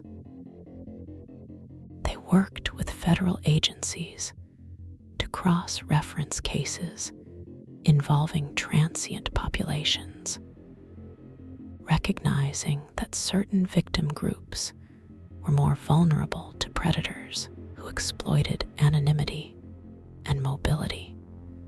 These ongoing efforts reflected a broader commitment to ensuring that the investigation extended beyond the known victims. The emotional landscape of the case continued to evolve as families prepared for the trial.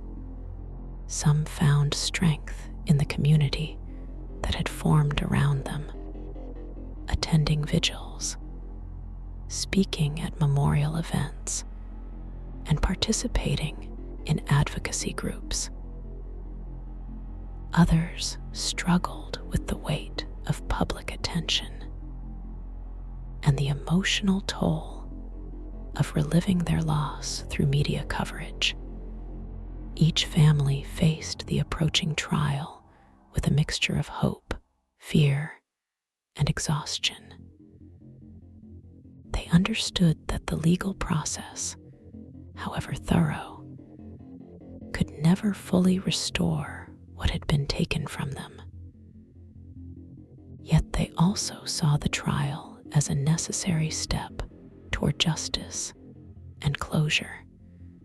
The suspect remained held as the case moved forward, appearing periodically in court for procedural hearings.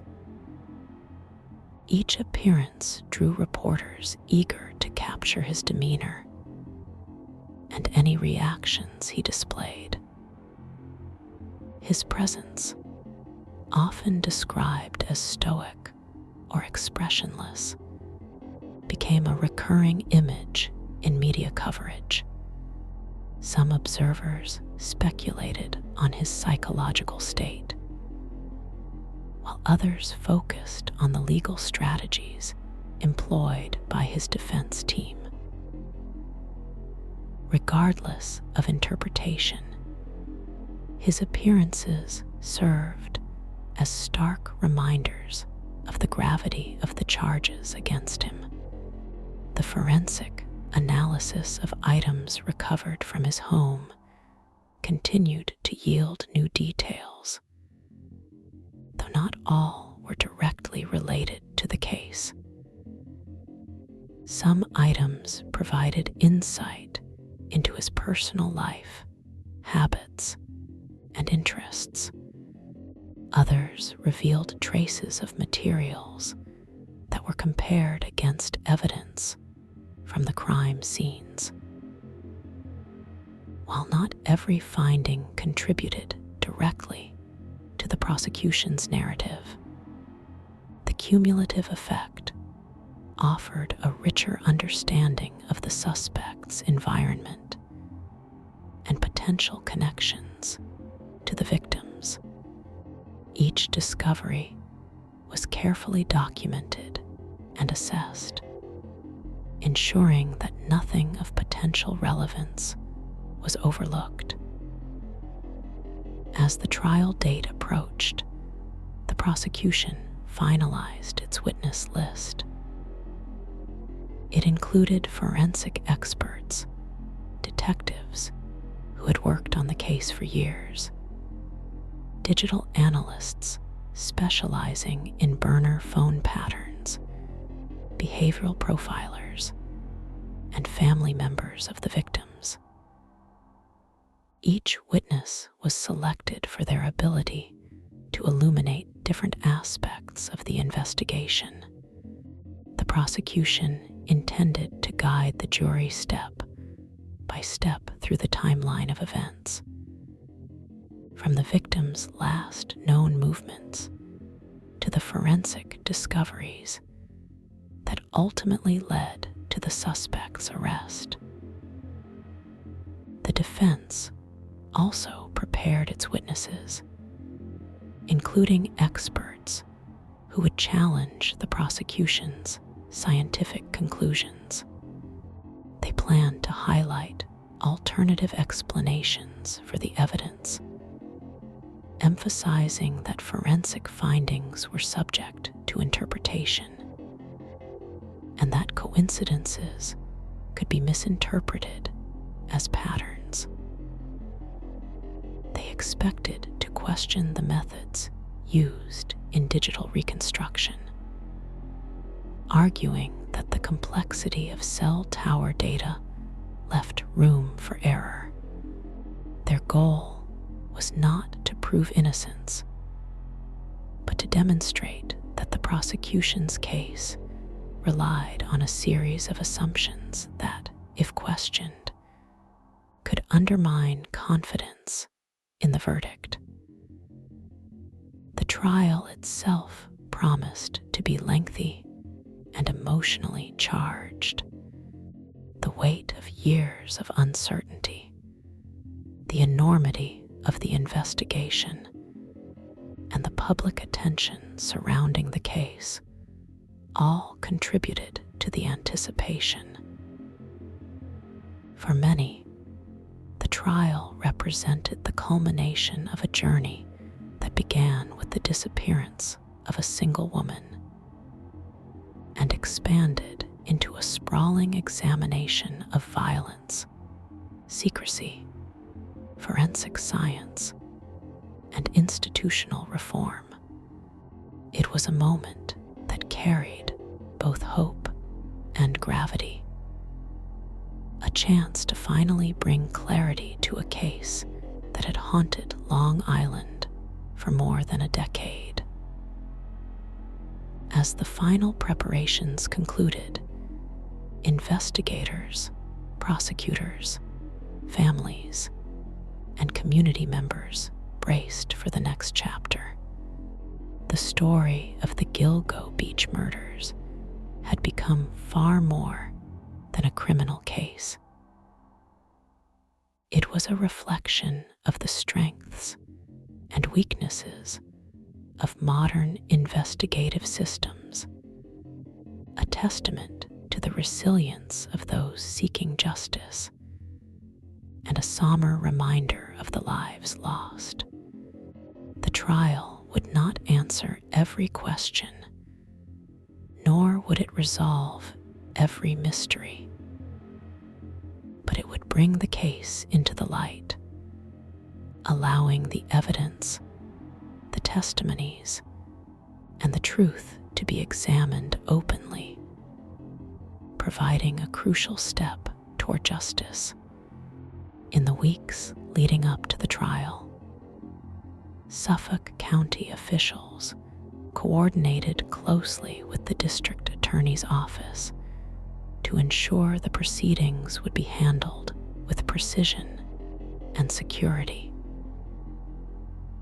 Anticipating significant media presence, the courthouse prepared additional seating, designated areas for reporters, and separate spaces for families of the victims. Security protocols were enhanced, given the high-profile nature of the case. These logistical preparations underscored the recognition that the trial would not be a routine event, but a landmark proceeding likely to draw national attention. Prosecutors refined the order in which they would present evidence, carefully structuring the narrative so that the jury would understand not only what happened, but why certain conclusions were drawn.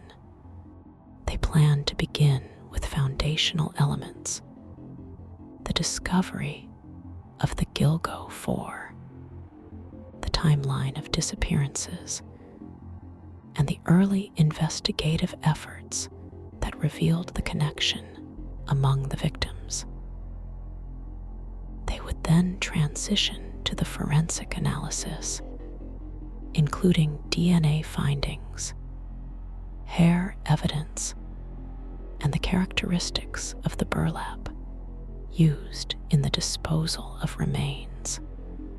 Digital evidence would follow, demonstrating the pattern of burner phone activity, the geographic overlap between the suspect and the victims, and the technological sophistication behind the killer's methods. By sequencing the evidence in this way, prosecutors intended to build a narrative that unfolded logically, step by step, gradually revealing how investigators had constructed the case. Their goal was to establish credibility early on, showing the jury that each conclusion was rooted in careful, methodical analysis. They believed that once the jury understood the structure of the evidence, the cumulative effect would be overwhelming. The defense team prepared to counter this narrative by highlighting gaps, uncertainties, and alternative interpretations. They planned to emphasize the limitations of the forensic methods used in the investigation, particularly mitochondrial DNA analysis. They intended to call expert witnesses who would challenge the reliability of digital evidence and argue that cell tower data could not conclusively place the suspect at the scene of the crimes. They were prepared to question the chain of custody for key pieces of evidence, suggesting that mishandling over the years could have compromised samples. They also intended to challenge the prosecution's behavioral profile, arguing that it relied on generalizations rather than concrete evidence. As both sides prepared for trial, public discourse intensified. Some commentators focused on the strength of the prosecution's case, citing the convergence of digital, forensic, and behavioral evidence. Others noted the defense's potential to create reasonable doubt by challenging the scientific foundation of key findings. Legal analysts debated the case in televised segments, podcasts, and print media, offering predictions about strategies and outcomes. The public, long captivated by the case, followed these discussions closely, eager to understand how the trial might unfold. The victims' families prepared themselves emotionally for the difficult weeks ahead.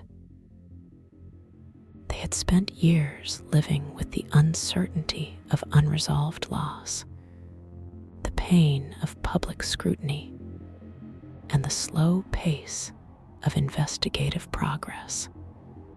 Now they faced the reality of hearing forensic details, listening to courtroom arguments, and reliving memories that were still raw. Some found support in community organizations and advocacy groups that provided counseling and resources. Others relied on private networks of family and friends.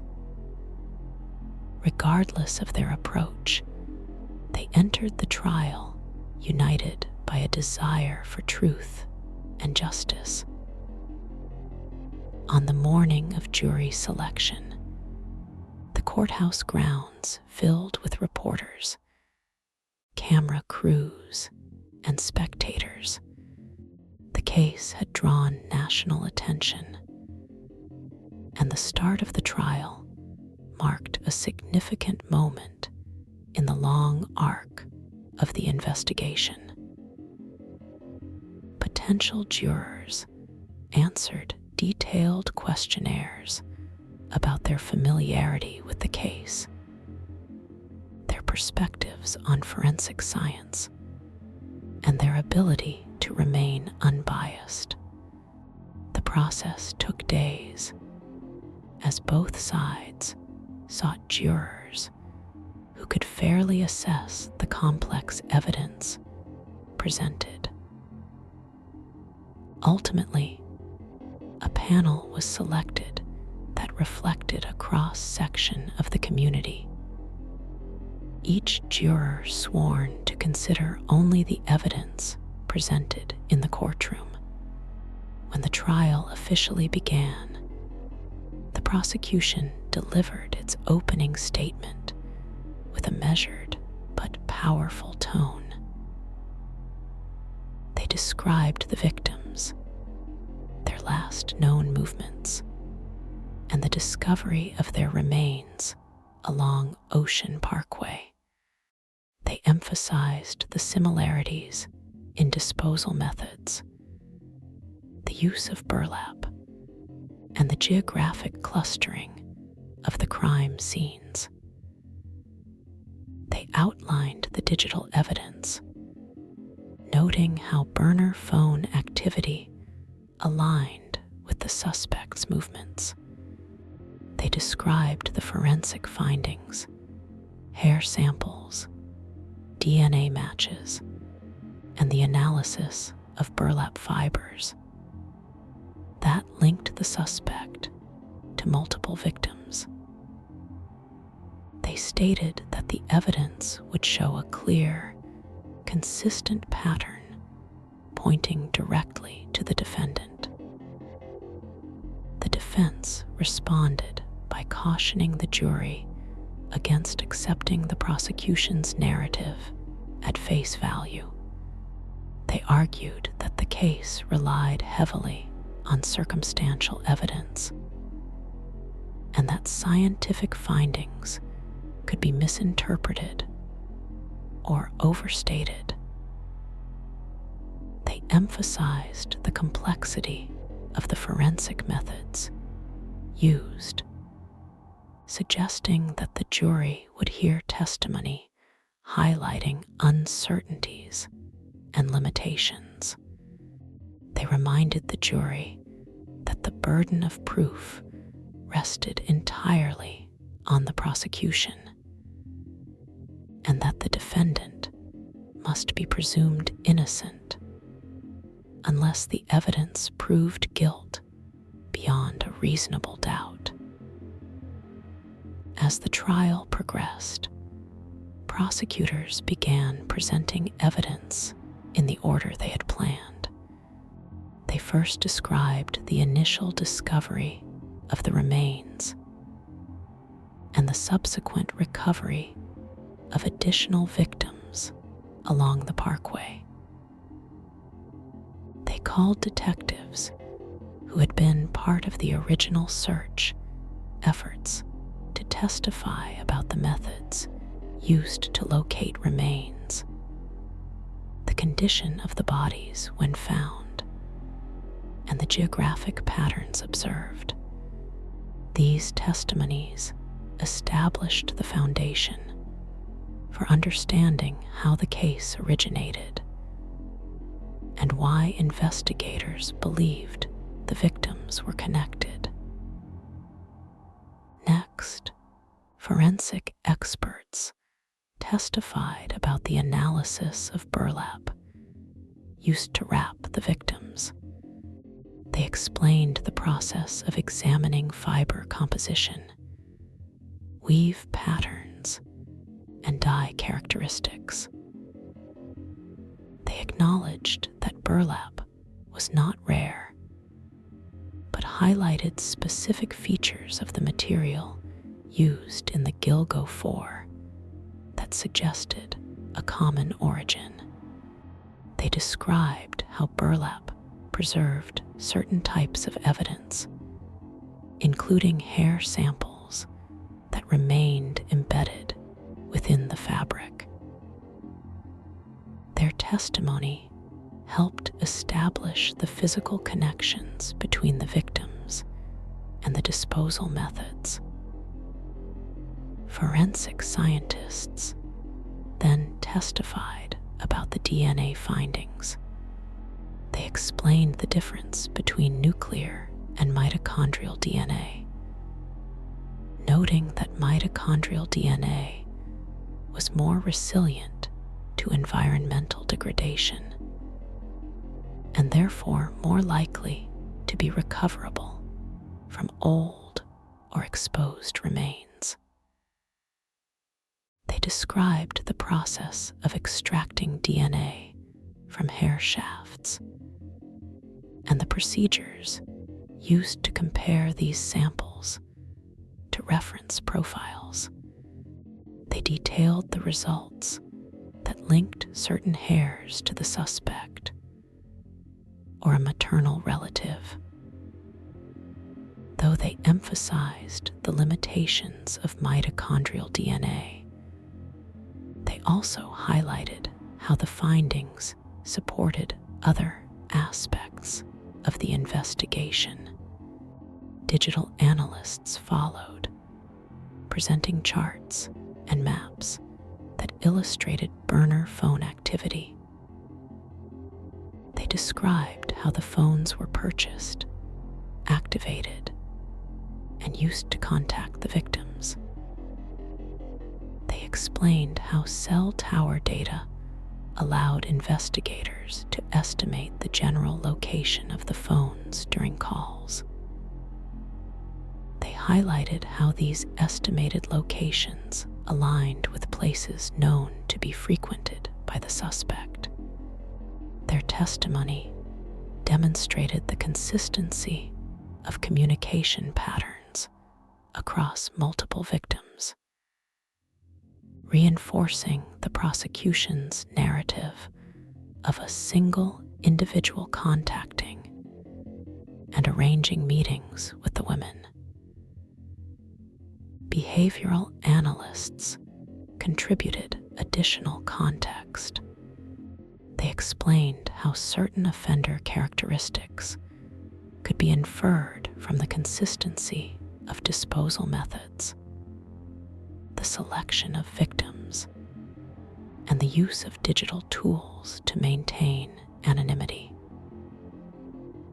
They acknowledged that behavioral analysis was not definitive evidence, but argued that it provided valuable insight into the patterns observed in the case.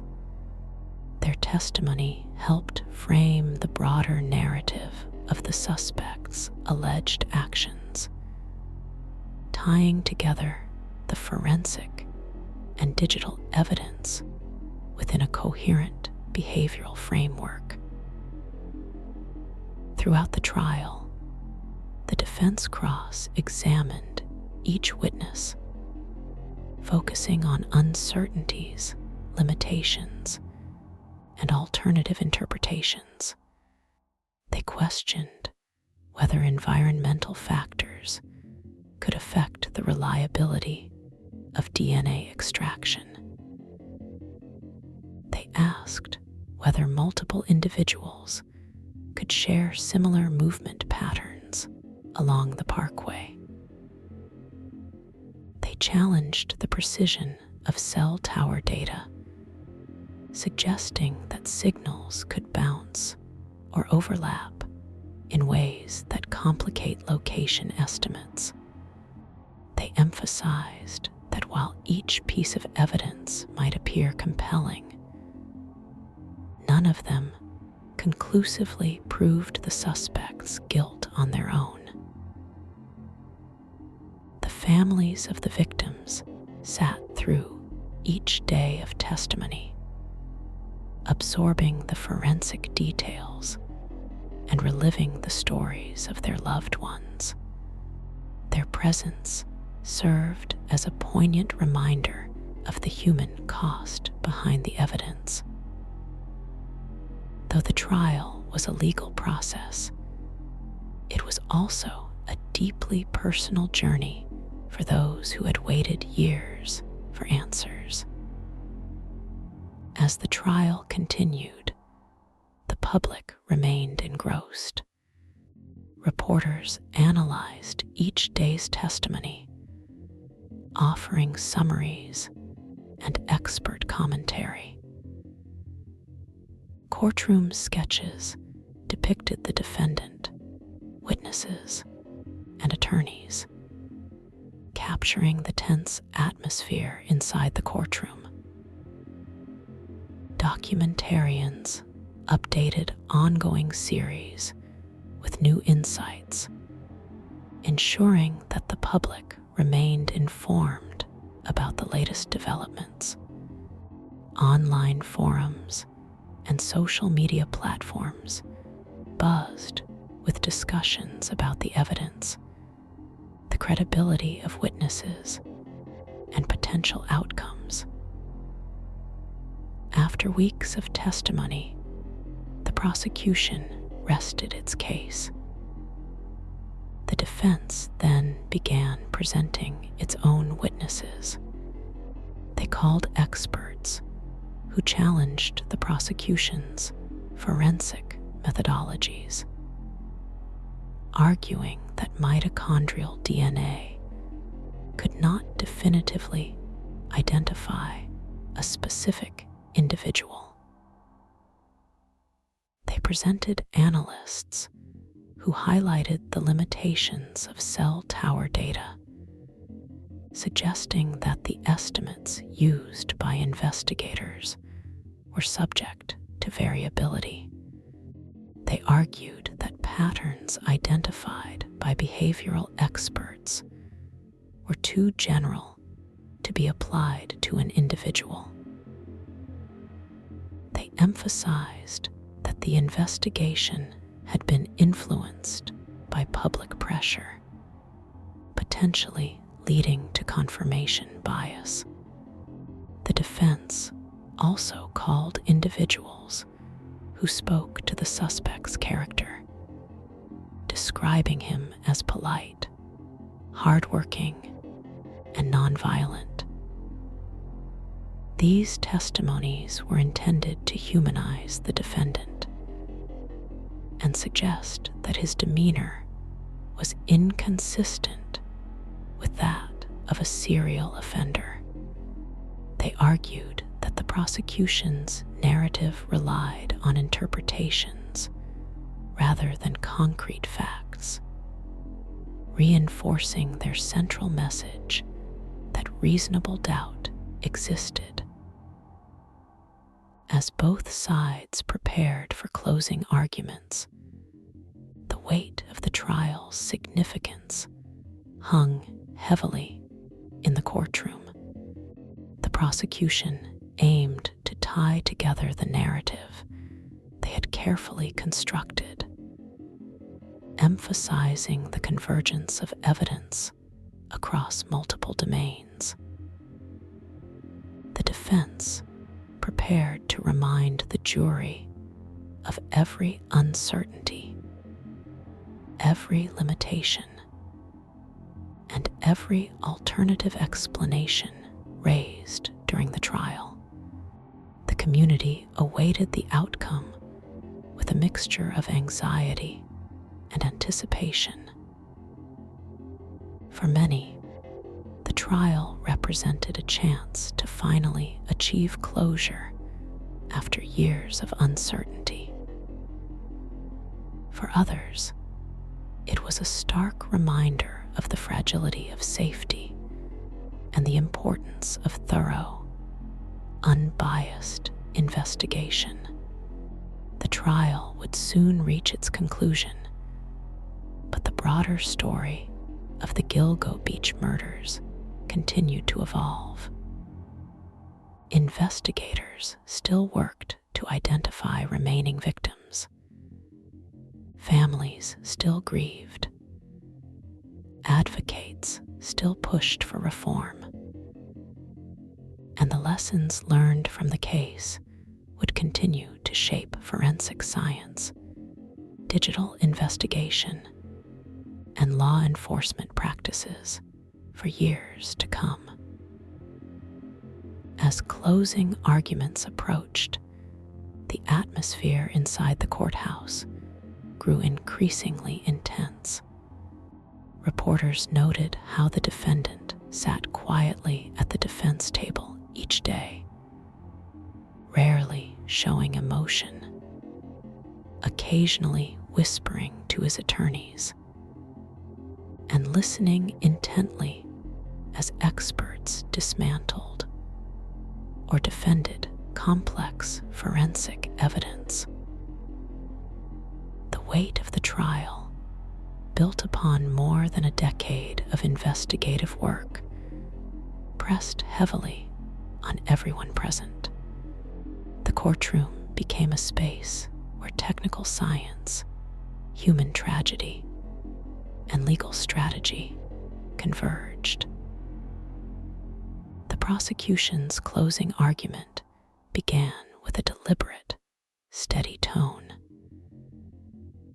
They reminded the jury of the victims, 4 young women whose lives were cut short and whose remains were found wrapped in similar burlap along the same isolated stretch of parkway. They recounted the circumstances of each disappearance, the last known communications, and the phone calls that linked the victims to the same pattern of contact. They walked the jury through the timeline once more, showing how the burner phones used to contact the victims traveled along routes consistent with the defendant's movements. They presented the DNA findings again, explaining how forensic advancements allowed small fragments of hair preserved in burlap to be matched to the defendant and a maternal relative.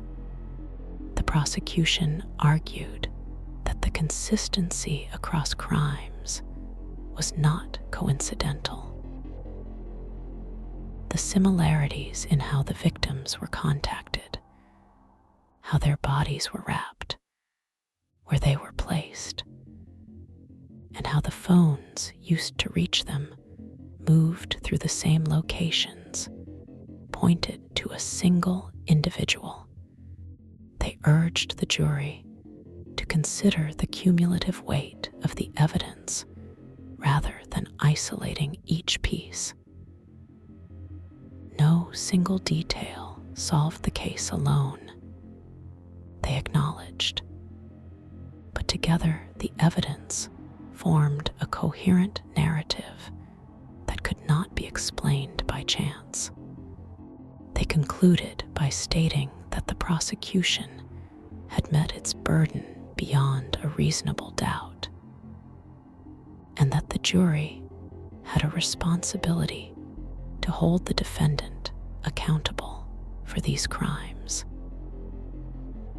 When the defense began its closing argument, their approach was markedly different.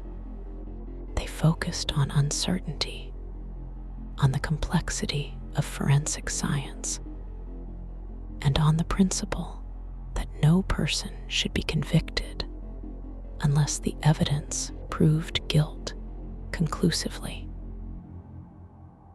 They reminded the jury that mitochondrial DNA could not uniquely identify a specific individual, only a family line, and that the presence of a hair on burlap could be the result of secondary transfer. They questioned the precision of cell tower data, noting that estimated locations could be misleading. They pointed out that the prosecution's behavioral profile amounted to generalizations, not proof. The defense urged the jury to examine each piece of evidence individually, and to ask whether any one of them unequivocally established guilt. They argued that the investigation, pressured by media attention and public demand for answers, may have been influenced by confirmation bias. They portrayed the defendant as a family man with a stable career, no criminal history, and a reputation for reliability. Their closing message was clear: if uncertainty remained, the law required acquittal. The judge provided instructions to the jury, emphasizing the legal standards governing reasonable doubt, the burden of proof, and the importance of evaluating only the evidence presented in court. The jurors were then escorted to the deliberation room, where the weight of the case rested solely on their shoulders. Outside, the courthouse lawn was filled with reporters, families, and community members waiting anxiously for news. Deliberations stretched into days, reflecting the complexity of the evidence and the gravity of the decision. Jurors reviewed charts, maps, phone logs, forensic reports, and witness testimonies. They requested additional clarification on several technical aspects of the forensic evidence, signaling that they were carefully evaluating each component of the case. The public waited in tense anticipation, understanding that whatever the verdict, it would mark a pivotal moment in the long and painful history of the investigation. Inside the deliberation room, jurors debated the reliability of the forensic evidence. Some believed the DNA findings were compelling, especially given the location of the hairs on the burlap and the consistency of the mitochondrial profile. Others focused on the defense's arguments about secondary transfer. They analyzed the burner phone data, discussing whether the patterns observed could reasonably be attributed to coincidence. They examined the prosecution's timeline, assessing whether the digital footprint of the suspect aligned too closely with the victim's disappearances to be dismissed. Jurors also considered the behavioral aspects of the case. They discussed whether the similarities in disposal methods and victim profiles indicated the actions of a single offender. They debated the credibility of witnesses who described seeing a man matching the defendant's description near locations associated with the victims. They weighed the arguments made by both sides, aware that their decision would carry immense consequences. While the jury deliberated, investigators continued to work behind the scenes. They pursued new leads emerging from ongoing forensic genealogy efforts.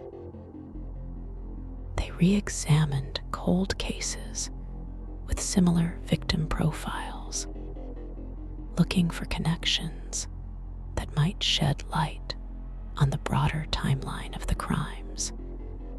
They collaborated with agencies in other states, sharing information and exploring whether similar disposal methods or communication patterns appeared elsewhere. Though the trial focused on the Gilgo Four, investigators understood that the full story of the case extended beyond the boundaries of the courtroom. Families of the victims spent the deliberation days in a state of emotional limbo.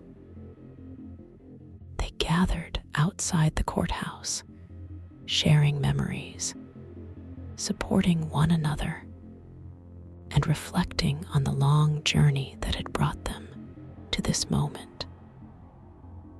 Some spoke quietly about their hopes for closure. Others avoided speculation, knowing that the outcome remained uncertain. Their presence served as a testament to the strength and resilience they had shown throughout the years of investigation and public scrutiny. When the jury finally sent word that they had reached a verdict, the courthouse filled with tension. Reporters hurried into place, families held hands, and court officials prepared the chamber. The defendant was escorted into the courtroom, his expression unchanged. The judge reminded everyone to remain silent and respectful, then asked the foreperson to read the verdict. Though the courtroom listened intently, the broader narrative of the Gilgo Beach murders extended far beyond that single moment. Regardless of the verdict, investigators remained committed to identifying the remaining victims found along Ocean Parkway. The case had revealed the complexities of solving crimes involving vulnerable populations, the challenges posed by digital anonymity, and the necessity of inter-agency cooperation. It had shown how forensic advancements could unlock answers once thought unreachable, and how the pursuit of justice required patience, precision, and persistence. Parallel to the trial, forensic genealogists continued analyzing samples from unidentified victims. One of the most challenging tasks involved reconstructing family trees using distant genetic matches. The process required tracing connections across generations, identifying relatives, and contacting individuals who might provide missing pieces of information. Each potential match had to be verified, and each lead carefully evaluated. Forensic genealogy demanded not only scientific expertise, but also sensitivity, as investigators reached out to families unaware that they might be connected to a decades-old case. Several breakthroughs occurred during this period.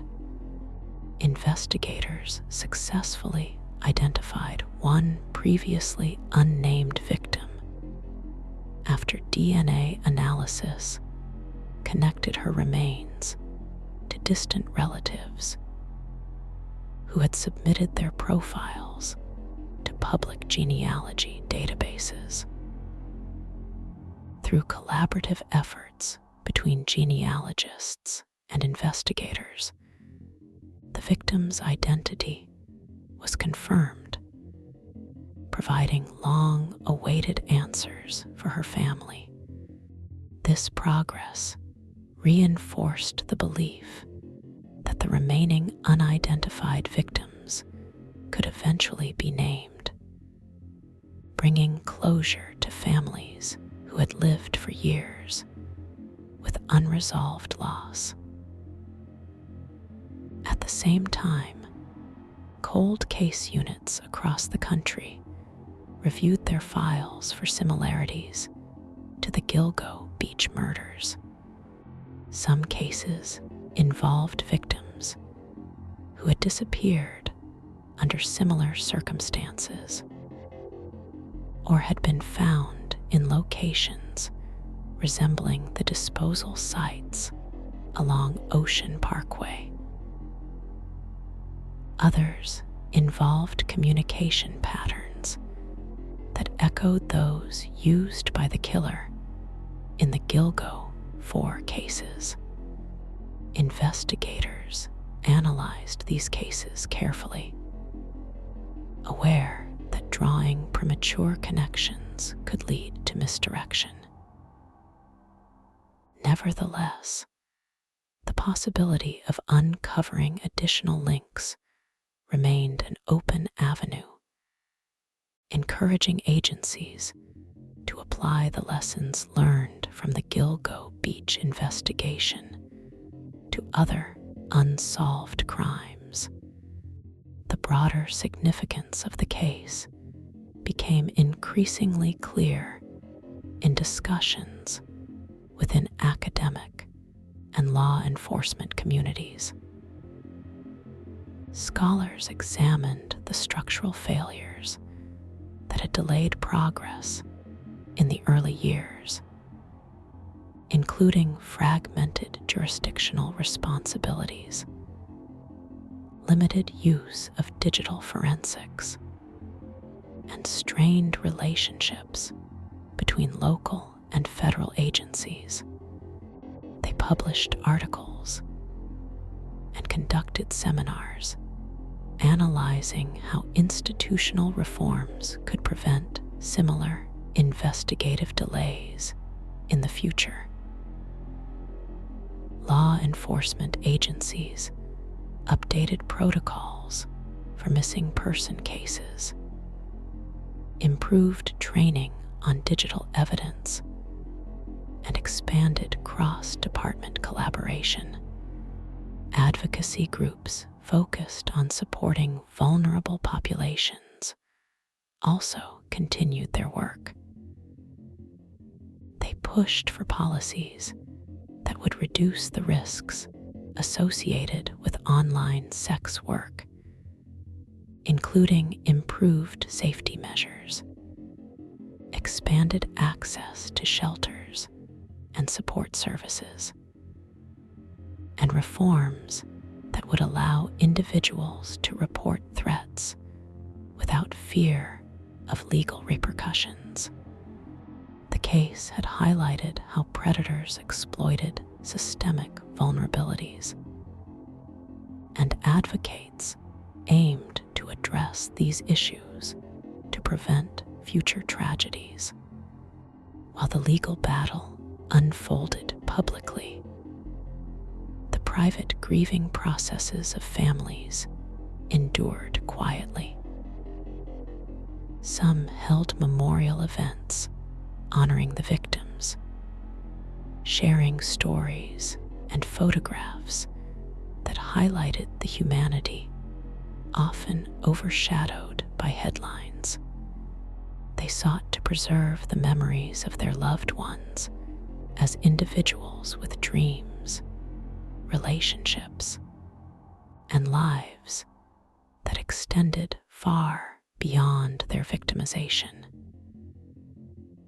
These efforts played a crucial role in balancing the public narrative of the case, ensuring that the victims were not reduced solely to forensic details or investigative milestones. Investigators remained fully aware that the resolution of the trial, while significant, did not represent the end of the case. They continued analyzing digital evidence extracted from the suspects' devices, searching for potential connections to additional victims or communication patterns. They reviewed travel records, examining whether the suspect had visited locations associated with unsolved crimes in other states. They coordinated with agencies nationwide, recognizing that serial offenders often operate across multiple jurisdictions. Meanwhile, the forensic analysis of burlap continued. Specialists examined microscopic debris embedded within the fibers, including soil particles, plant matter, and trace materials.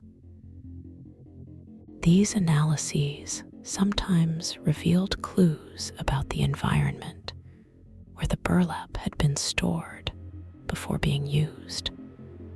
By comparing these findings with samples collected from the suspect's property, investigators hoped to uncover additional evidence connecting him to the victims.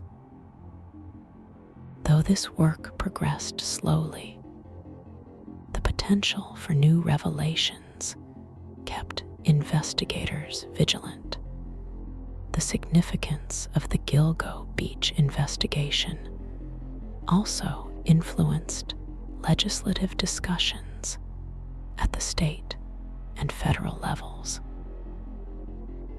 Lawmakers debated improving the integration of forensic genealogy into criminal investigations, while balancing privacy concerns.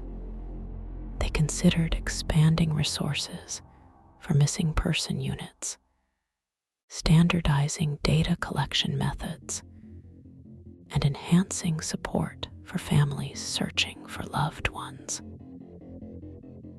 The case demonstrated the importance of modern investigative tools and the need for consistent protocols across jurisdictions. As the narrative of the case evolved, journalists and documentarians continued to explore its nuances. They examined how the suspect managed to maintain a double life, presenting himself as a professional while allegedly committing heinous crimes. They interviewed experts in psychology and criminology who discussed how such compartmentalization was possible and how behavioral patterns aligned with known offender typologies. They explored the lives of the victims, ensuring their personal histories remained at the forefront of the public conversation. Throughout this evolving narrative, one theme remained consistent: the determination of investigators, families, and communities to uncover the full truth. Whether through forensic science, legal proceedings, or advocacy efforts, countless individuals contributed to a collective pursuit of justice. The case had begun with a single missing person report and had grown into a complex examination of systemic issues, scientific innovation, and human resilience. Even after the verdict, the broader investigation continued, driven by unanswered questions and the commitment to identifying every victim and every potential offender connected to the case.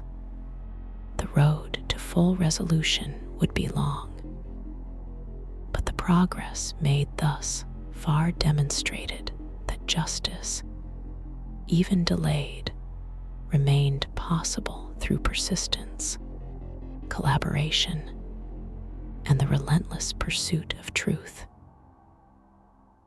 In the aftermath of the verdict, the courtroom exhaled a collective breath that had been held for more than a decade. Families embraced, some in quiet tears, others in exhausted relief.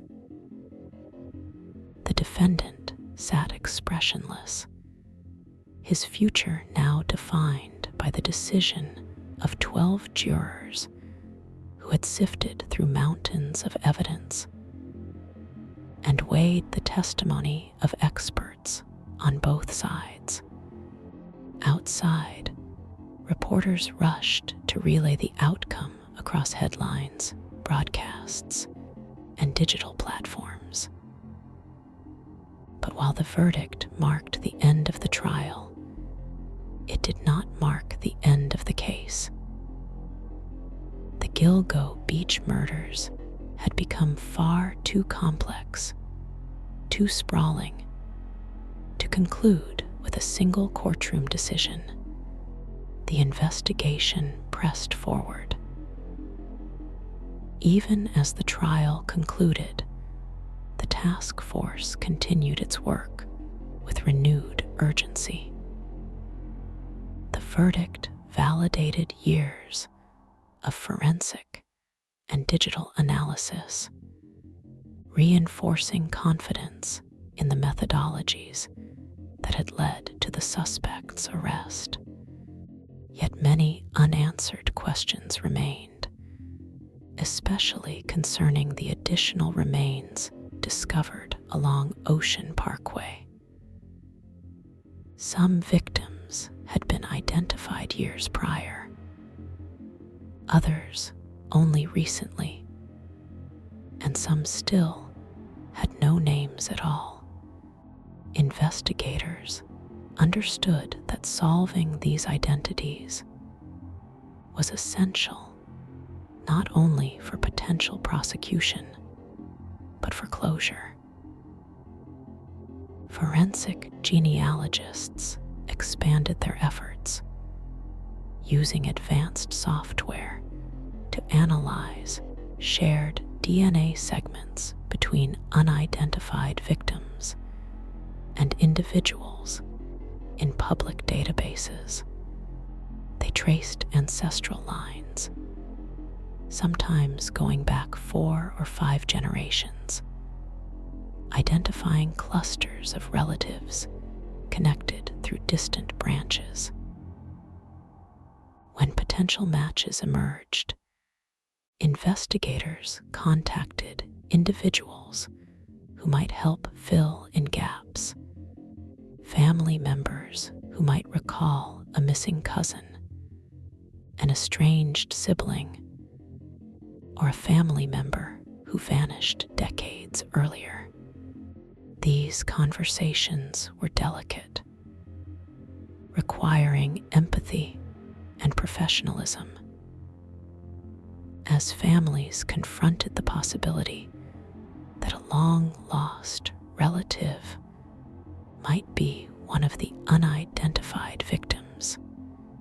In parallel, anthropologists continued examining skeletal remains, documenting age estimates, trauma markers, dental histories, and any physical characteristics that might aid identification. For some victims, these analyses provided promising leads. For others, the decades-long degradation of remains limited the amount of information that could be extracted. Still, the combined efforts of genealogists, anthropologists, and forensic specialists brought hope that the identities of all victims might one day be known.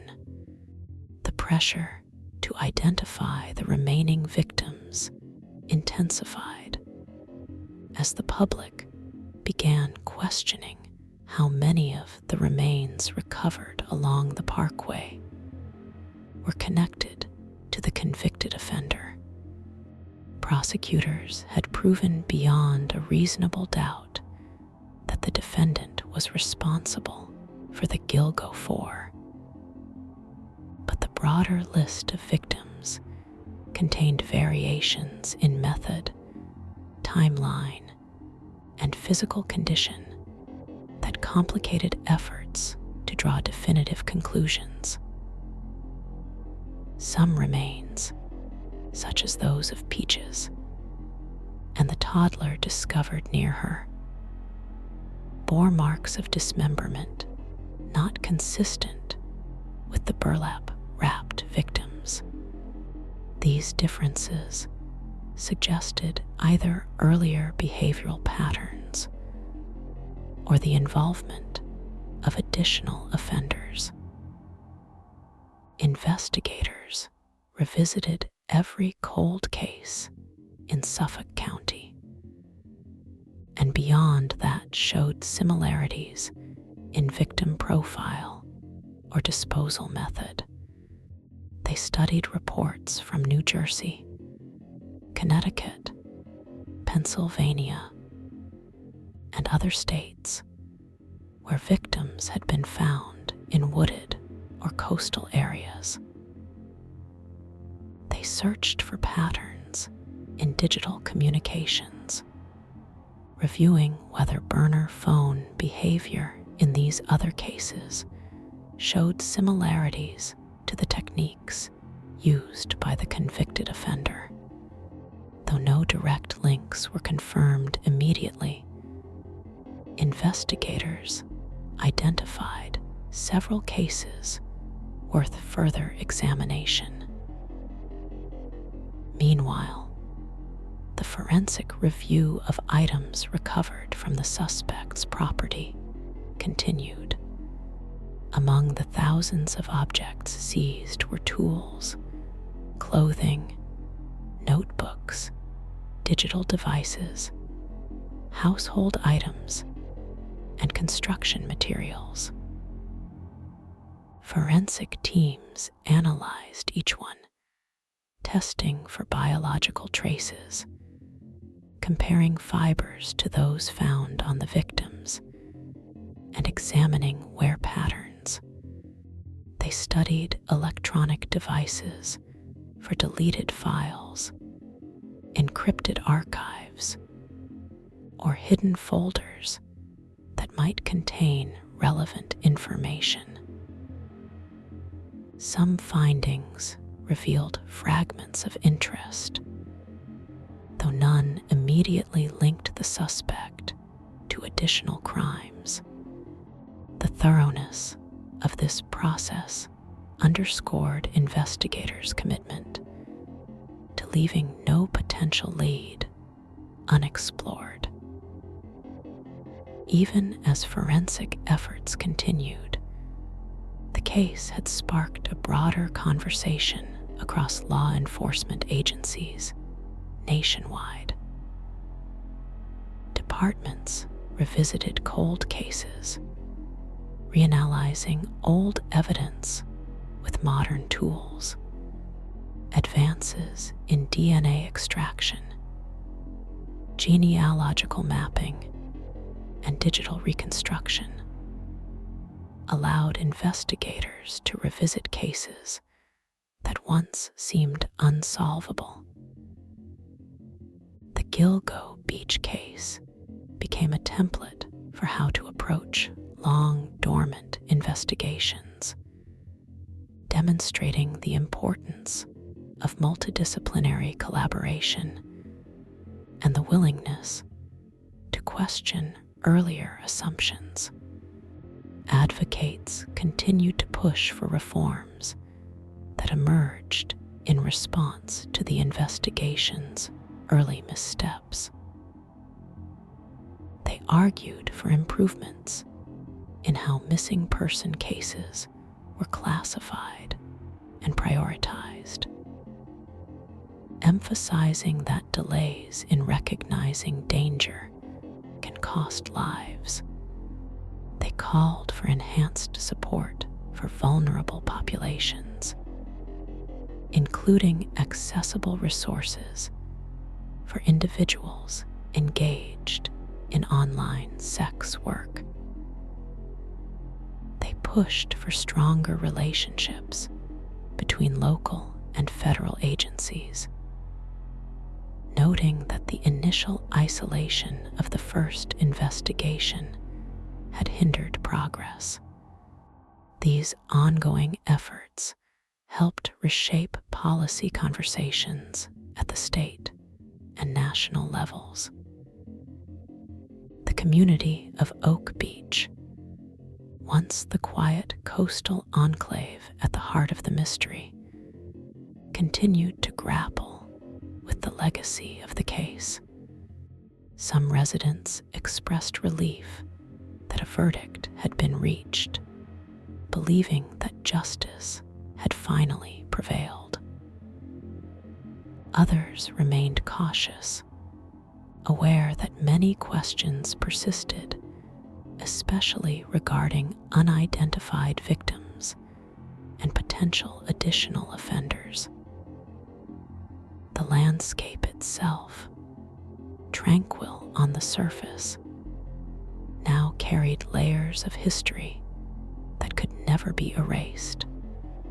The boardwalks, the marshlands, the narrow roadways, all had become part of a story etched deeply into Long Island's collective memory.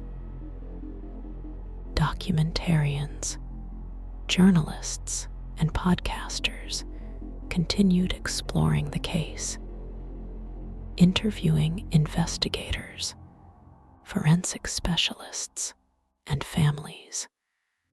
They studied the evolving methodologies used in the investigation, offering detailed examinations of how breakthroughs occurred.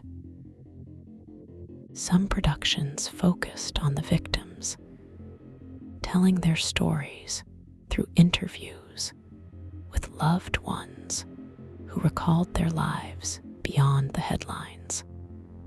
Others delved into the psychology of the offender, analyzing how he maintained a public facade while allegedly committing acts of violence. These productions ensured that the case remained a subject of public interest and academic study, fostering discussion and awareness. As time passed, investigators continued their work with the same determination that had carried them through the trial. They revisited long-forgotten leads, contacted individuals connected to the victims, and analyzed additional evidence with increasingly sophisticated tools.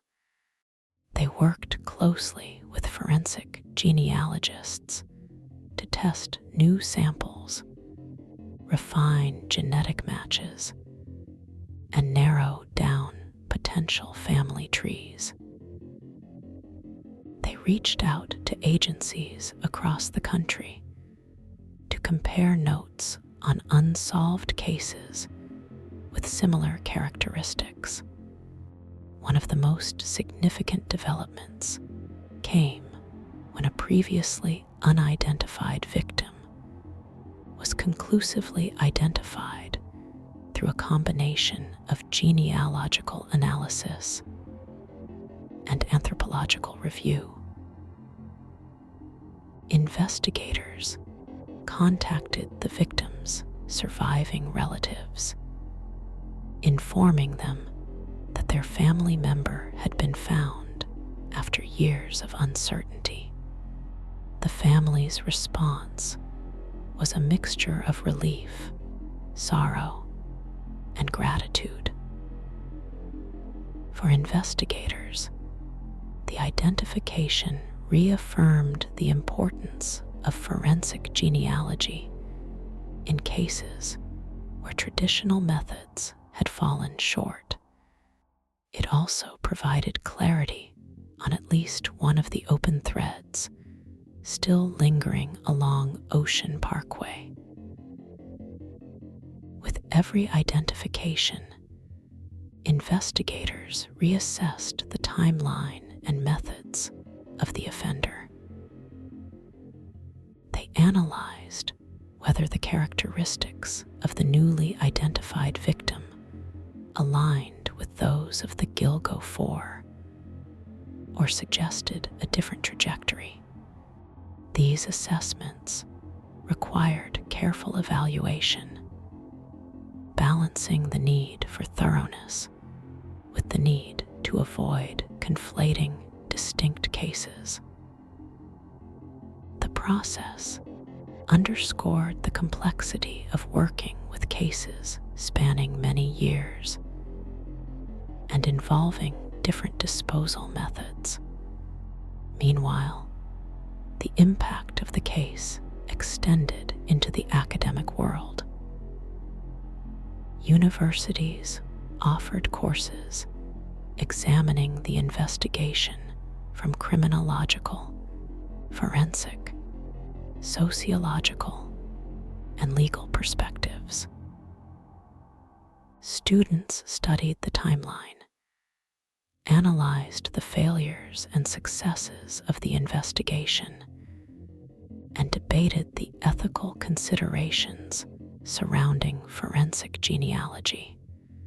Scholars published research on how the case illuminated the vulnerabilities of marginalized populations and the systemic challenges faced by law enforcement agencies tasked with protecting them. The trial's conclusion also led to broader societal introspection.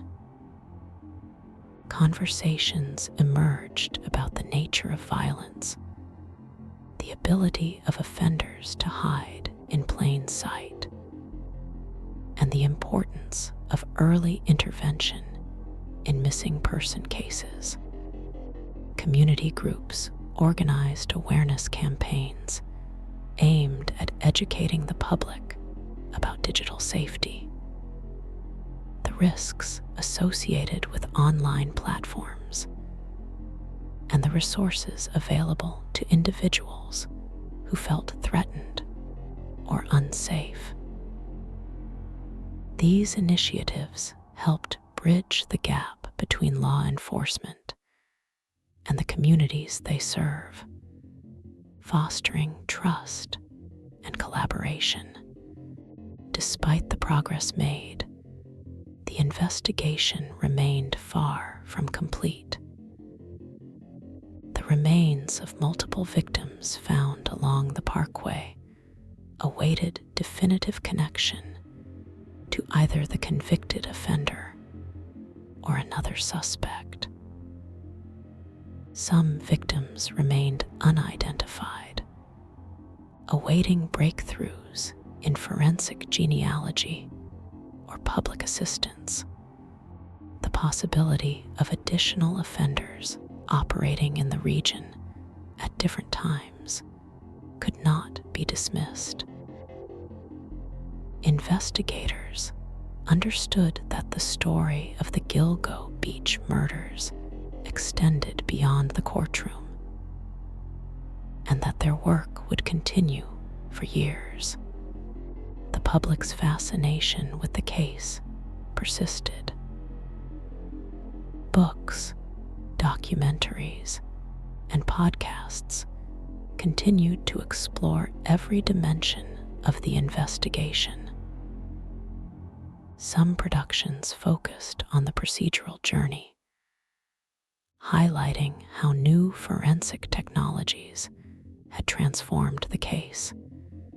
Others delved into the psychological aspects of the offender, examining how he navigated a double life for years without detection. Still, others focused on the systemic vulnerabilities that allowed victims to disappear without immediate response. Through these narratives, the public remained engaged, reflecting on the broader implications of the case.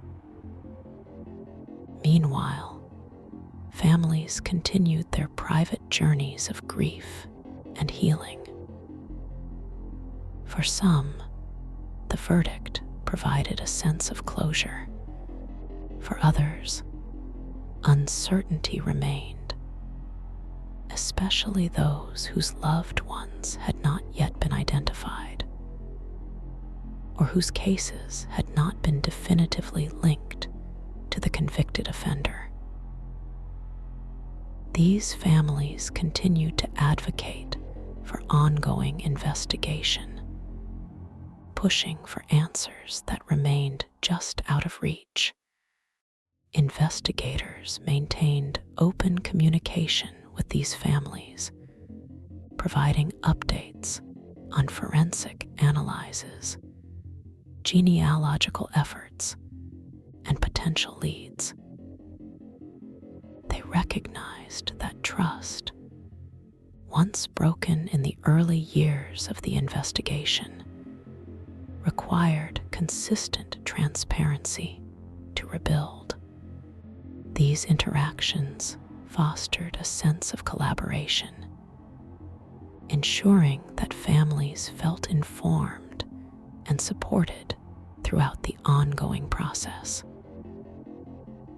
The Gilgo beach murders had reshaped how law enforcement viewed cold cases, digital evidence, forensic genealogy, and interagency cooperation. The investigation highlighted the importance of flexibility, allowing agencies to adapt new tools and strategies as they emerged. It demonstrated the power of persistence in cases that once appeared unsolvable. It revealed how systemic weaknesses can allow offenders to operate undetected, and how communities can mobilize to demand accountability. As the years progressed, the landscape of Ocean Parkway remained a silent witness to the tragedies that had unfolded there. The dunes, the marshes, the stretches of wind-swept sand, all had become part of a chapter in Long Island's history that would never be forgotten. Memorials emerged, honoring the victims and reminding future generations of the importance of vigilance, compassion, and justice. And while the legal chapter of the case had closed with the verdict, the broader investigation continued to evolve.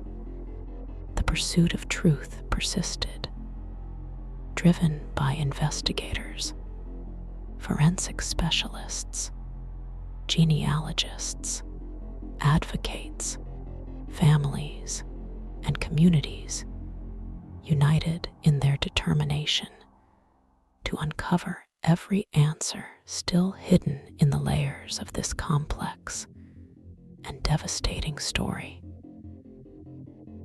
In the years that followed the trial, Long Island continued to feel the reverberations of the Gilgo beach murders.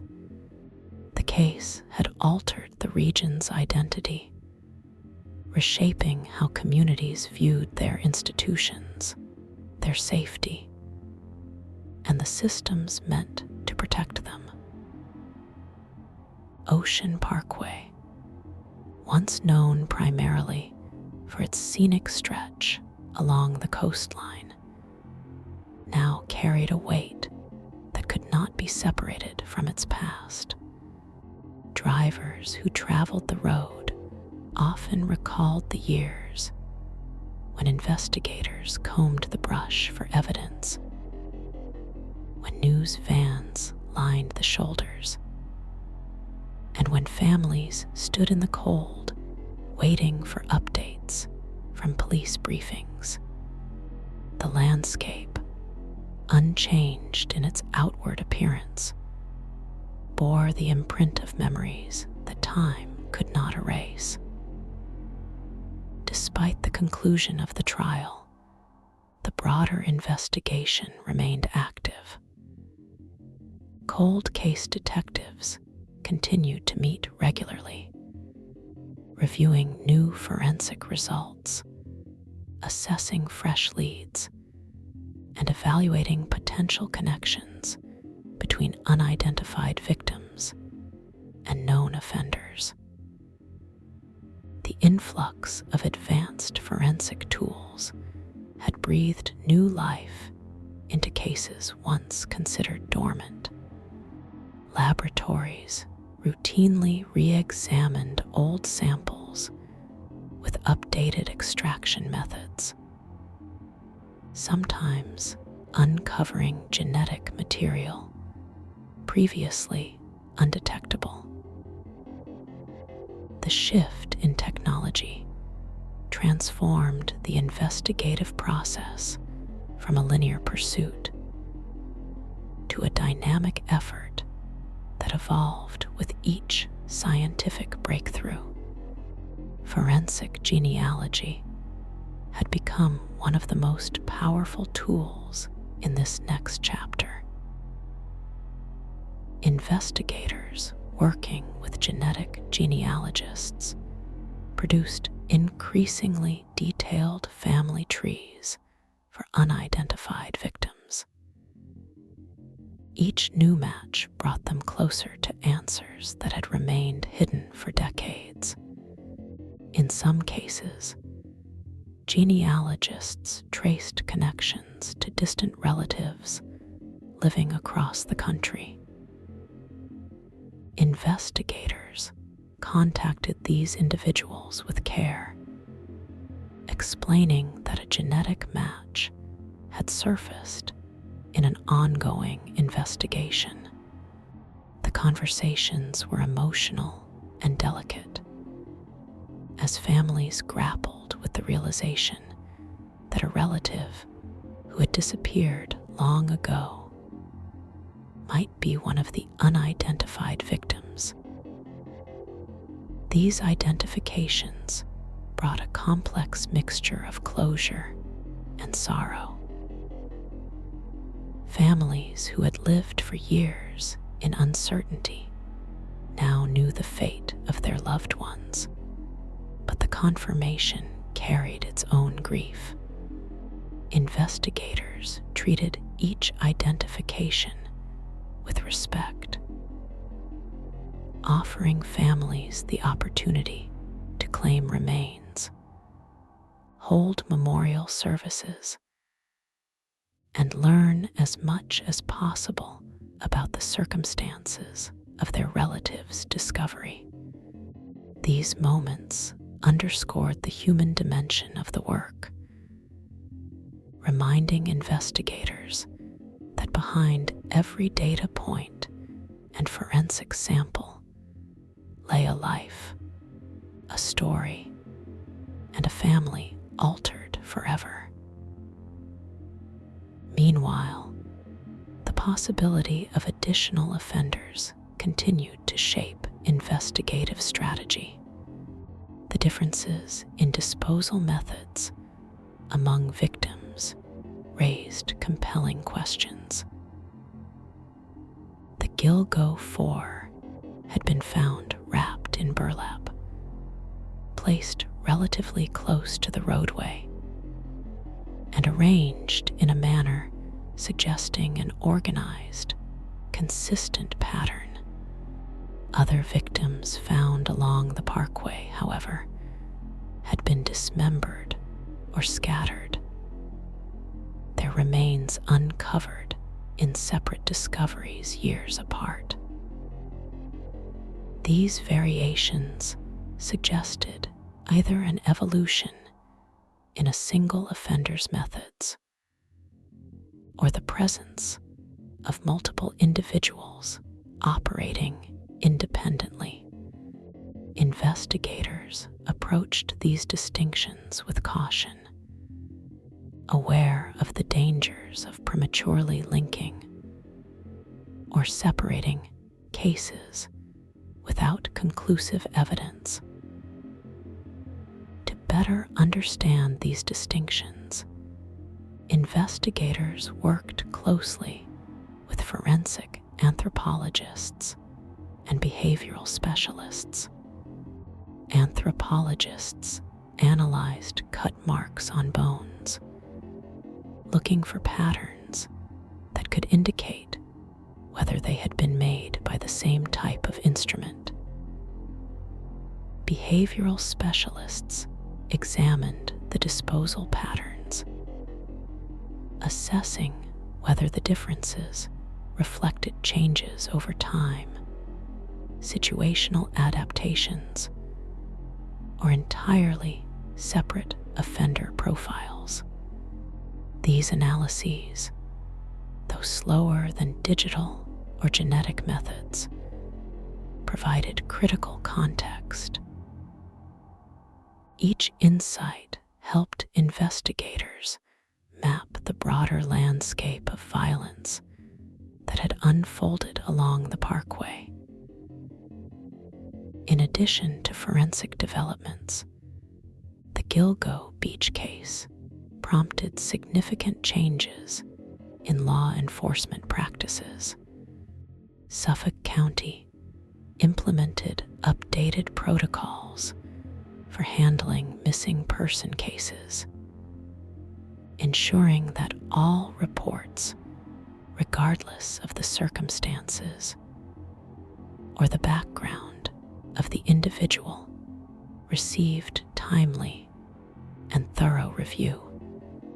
Officers received enhanced training on digital forensics, recognizing that modern investigations increasingly relied on understanding online communication patterns. Burner phones, encrypted messaging apps, and geolocation tools. The county expanded its partnerships with federal agencies, acknowledging that collaboration was essential for solving complex, multifaceted crimes. The case also influenced national conversations about the safety of marginalized individuals in online ecosystems.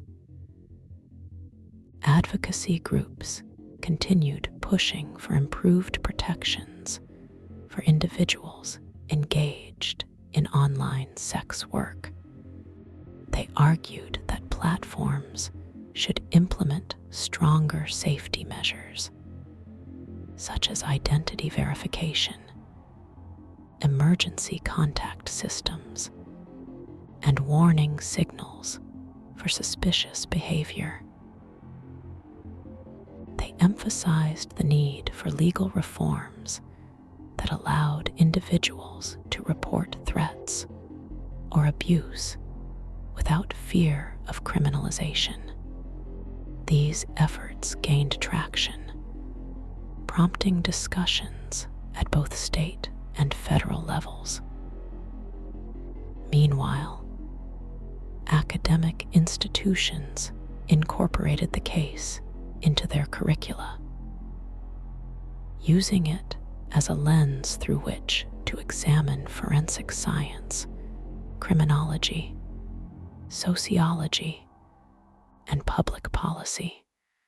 Students analyzed the timeline of the investigation, studied the evolution of forensic tools, and debated the ethical implications of genetic genealogy.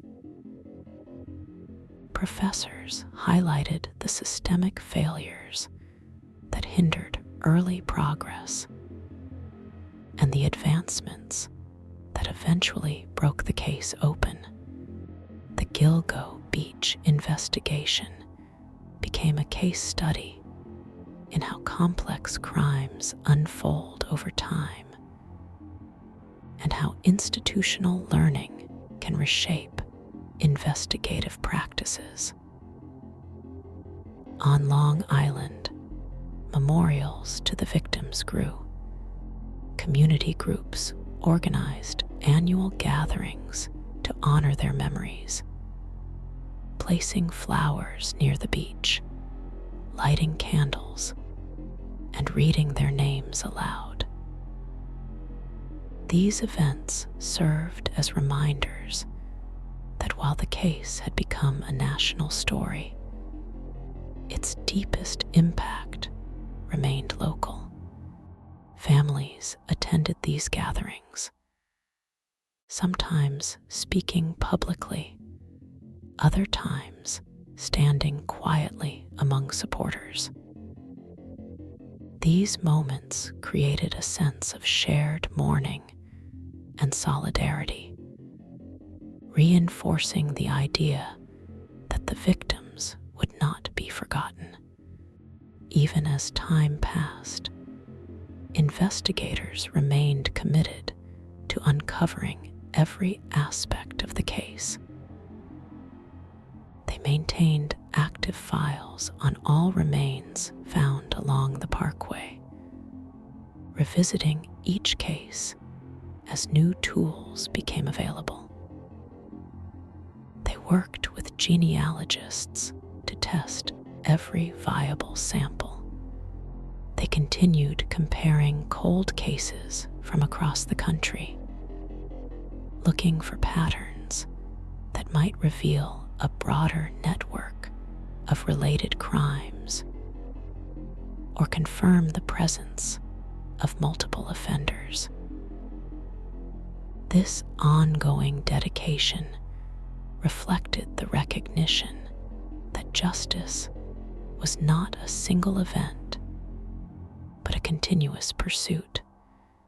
The forensic examination of burlap also continued, though progress in this area came more slowly.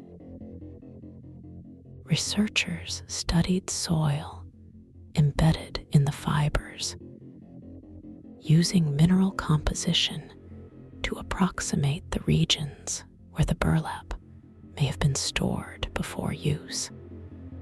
They compared pollen samples from burlap fibers with seasonal patterns near the suspect's home and potential storage locations. These analyses, though intricate, occasionally produced insights that helped investigators narrow down timelines or identify potential sources of material. Each small discovery served as another thread in the complex tapestry of the case. As the broader investigation matured, new forensic technologies emerged that further enhanced the ability to analyze old evidence.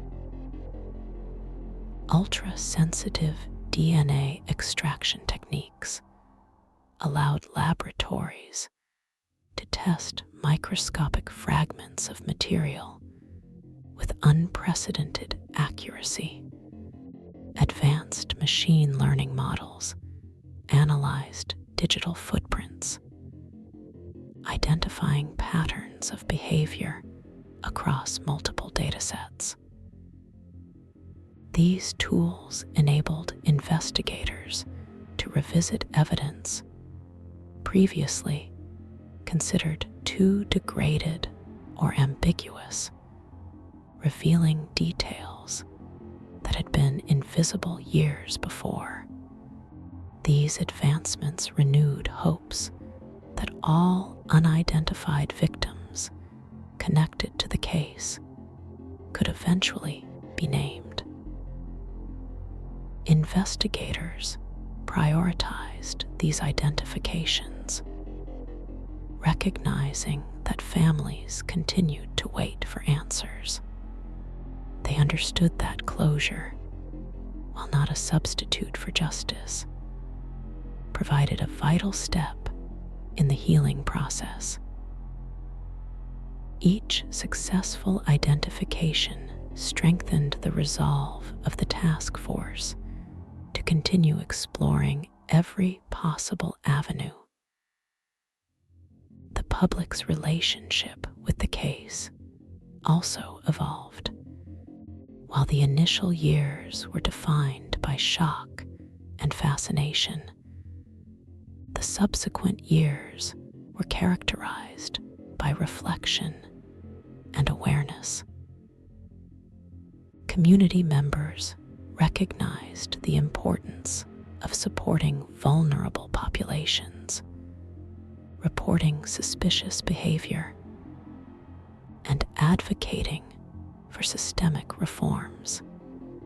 The case served as a reminder that safety required vigilance, empathy, and collective responsibility. In national discourse, the case became emblematic of the intersection between technology and justice. It illustrated how digital evidence, once a secondary consideration in investigations, had become a central component of modern law enforcement.